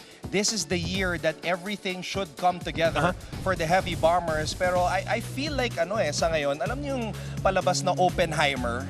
Diba, yun yung kwento na gumagawa sila ng atomic bomb. Yung JRU ngayon, parang gumagawa ng atomic bomb. Ang tanong na lang, sasabog ba ito o hindi? Kasi pag hindi sumabog, hindi sila aabot sa Final Four. Dami mong time Kanina nakanood ka na. Naisip Avengers, pa niya yun. Oppenheimer, Baywatch. I You know like what it. you've been doing lately. Ang dami mong time manood ng movies. Hindi ko pa nga napanood yung huling episode ng Magandang Dilag but that's besides the point. Pero Okay. shinare mo na yung screen grab. Shinare mo na. Uy. At the end of the day, alam mo, caught off guard siya. At the end of the Walang day, nasabi. JRU had a testy season 97 without their leading guys. They were not able to make the rosters. We're talking about Ray De La Rosa, John Amores, Asia Miranda, and those boys. Season 98, they were caught in the middle of a very unfortunate incident that hindered their chances to make the Final Four. Season 99, they started very solid. Now, just like San Beda, they're traversing into rough waters. Ganun lang kasimple yan. And kailangan sumandig ka dun sa mga veterano mo. Which is, they're playing really well. Asia Miranda, who was player of the game yesterday, Ray De La Rosa, after coming back from his concussion, played well in back-to-back games. And etong si JL De Los Santos, who is absolutely underrated this year, the way that he is orchestrating this offense. And all the role players will be plugging in with the other needs that you have. And what do you say about JRU being somebody that also covered them the past 2 years? Kasi proseso to eh.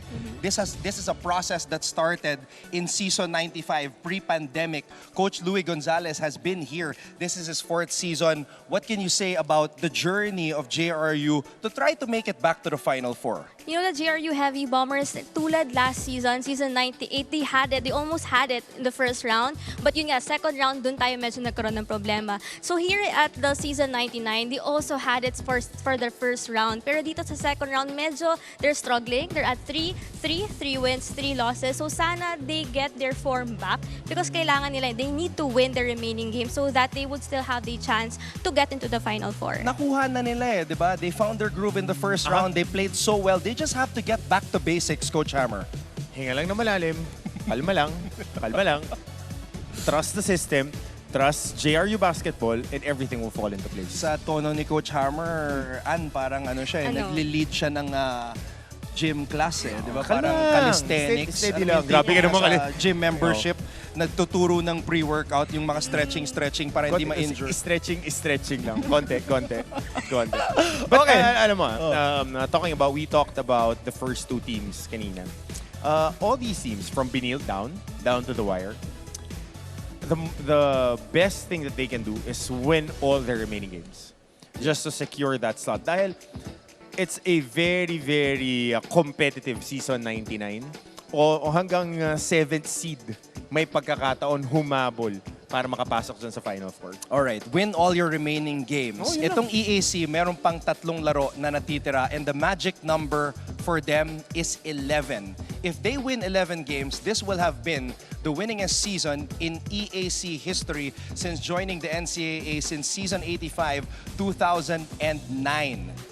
But, ang tanong dito, Ann Gabriel, sapat na ba ang 11 panalo para makapasok sa Final Four? Anton, can I just say how proud I am first of the EAC Generals? I was their courtside reporter since season 97. I've seen their struggles. Narinig ko na yung sayang, sana kami naman. And now that finally they're slowly climbing up that ladder, parang nakaka-proud. I feel like a proud nanay because, no, really. Ano ito? Sayang, sana kami naman. Basketball po ang pinag-uusapan.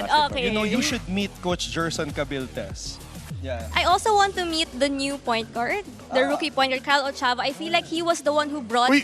Okay yun na matchup, no? No, I feel like he brought a lot of order and calmness sa team. Siya yung parang alam na ng Generals kung saan yung direction na pupuntahan nila because of this rookie point guard. Yeah, and I'm so happy for them kasi nga, you know, this is a team that joined the NCAA family. Sabay sila ng Arellano as a guest team and now they're a proud member. They're proud to be here in the NCAA and we love to see progress on all levels. On the talent level here, on the player level, on the coaches level. We love to see progress and that's what we're trying to inspire here in the NCAA. So let's go to the final team with a big win today. Hottest team.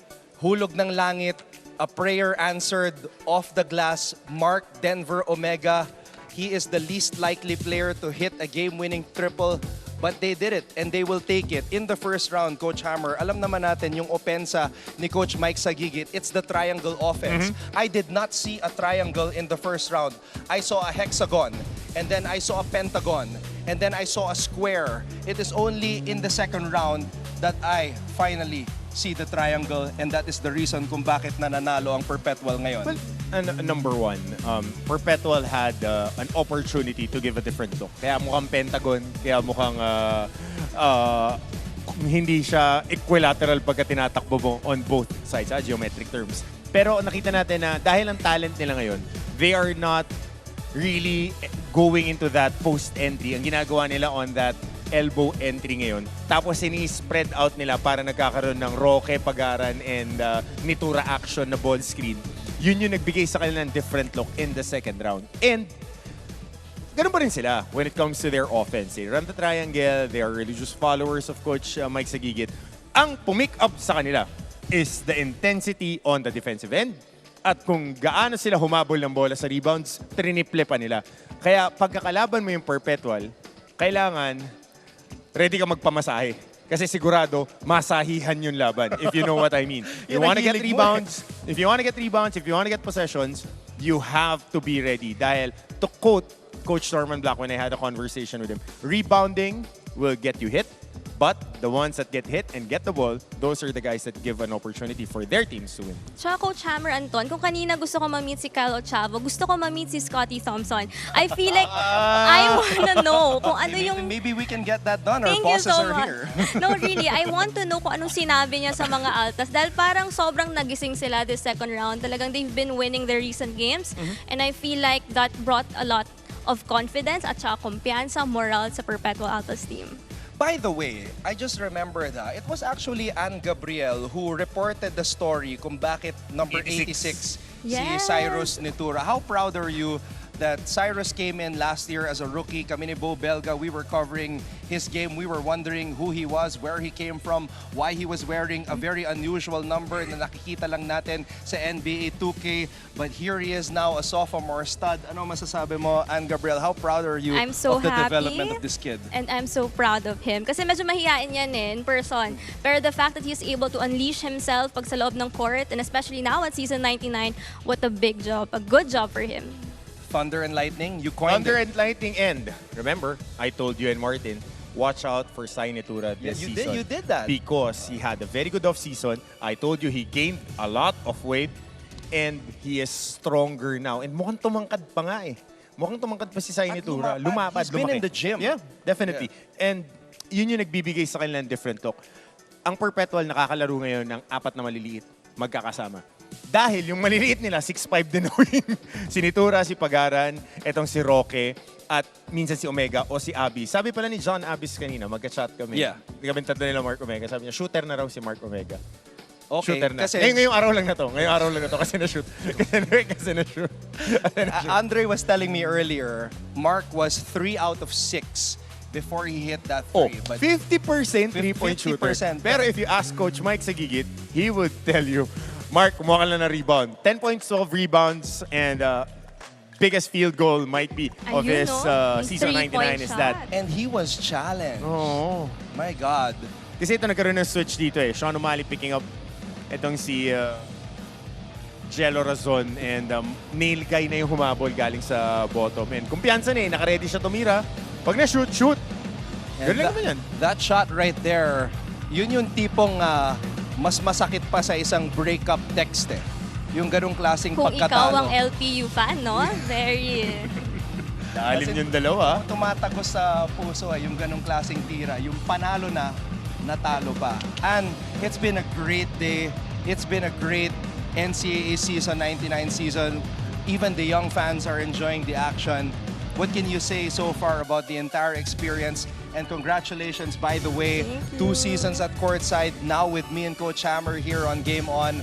Talk about the entire experience and, you know, the inspiration that we're trying to provide dito sa NCAA. Can I just say na for every season, we always say the games will be unpredictable. But I would say that this season 99 is a different level, different kind of unpredictability. Yung mga nasa taas, ngayon medyo nasa baba. Yung mga nasa baba, ngayon naman tumataas, slowly climbing up that ladder. If you would ask me about my reaction, I would say that my heart is divided into 2. A part of me is sad.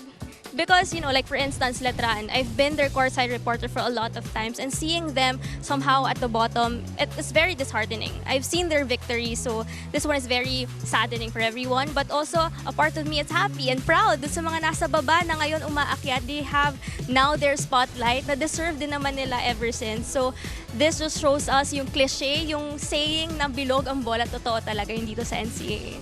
Coach Hammer, masasabi ko lang dyan sa comment ni Ann na I wish my heart was divided into 2. If any person had 2 hearts, then they can survive 5 breakups and a romance. Alden and Julia, oh my God. Basta ako, Anton. Last full week natin. Last 2 weeks na NCAA. Magbabaon na ako ng maraming tulog. Kakain ako ng marami. Magbubuhat ako ng matiin bukas.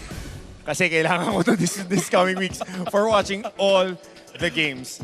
Every game matters. Even if yung San Sebastian, Arellano, and Letran, yan yung they are at the point of pooping the party para dito sa mga teams na magpa-participate pa in the Final Four.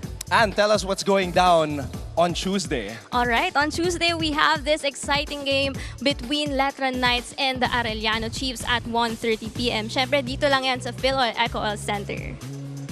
And of course, that's just the first game. It's a battle for pride. Pagkatapos niyan, good game. Another good game here at 3:30 p.m. The JRU Heavy Bombers will go against the EAC Generals dito pa rin sa PhilOil. All right, so that does it for us here on Game On. Pleasure working with you guys, and we hope you enjoyed us breaking down the ultimate guide to the NCAA Final Four. This has been Anton Ross, Coach Hammer, and Ann Gabriel for Game On!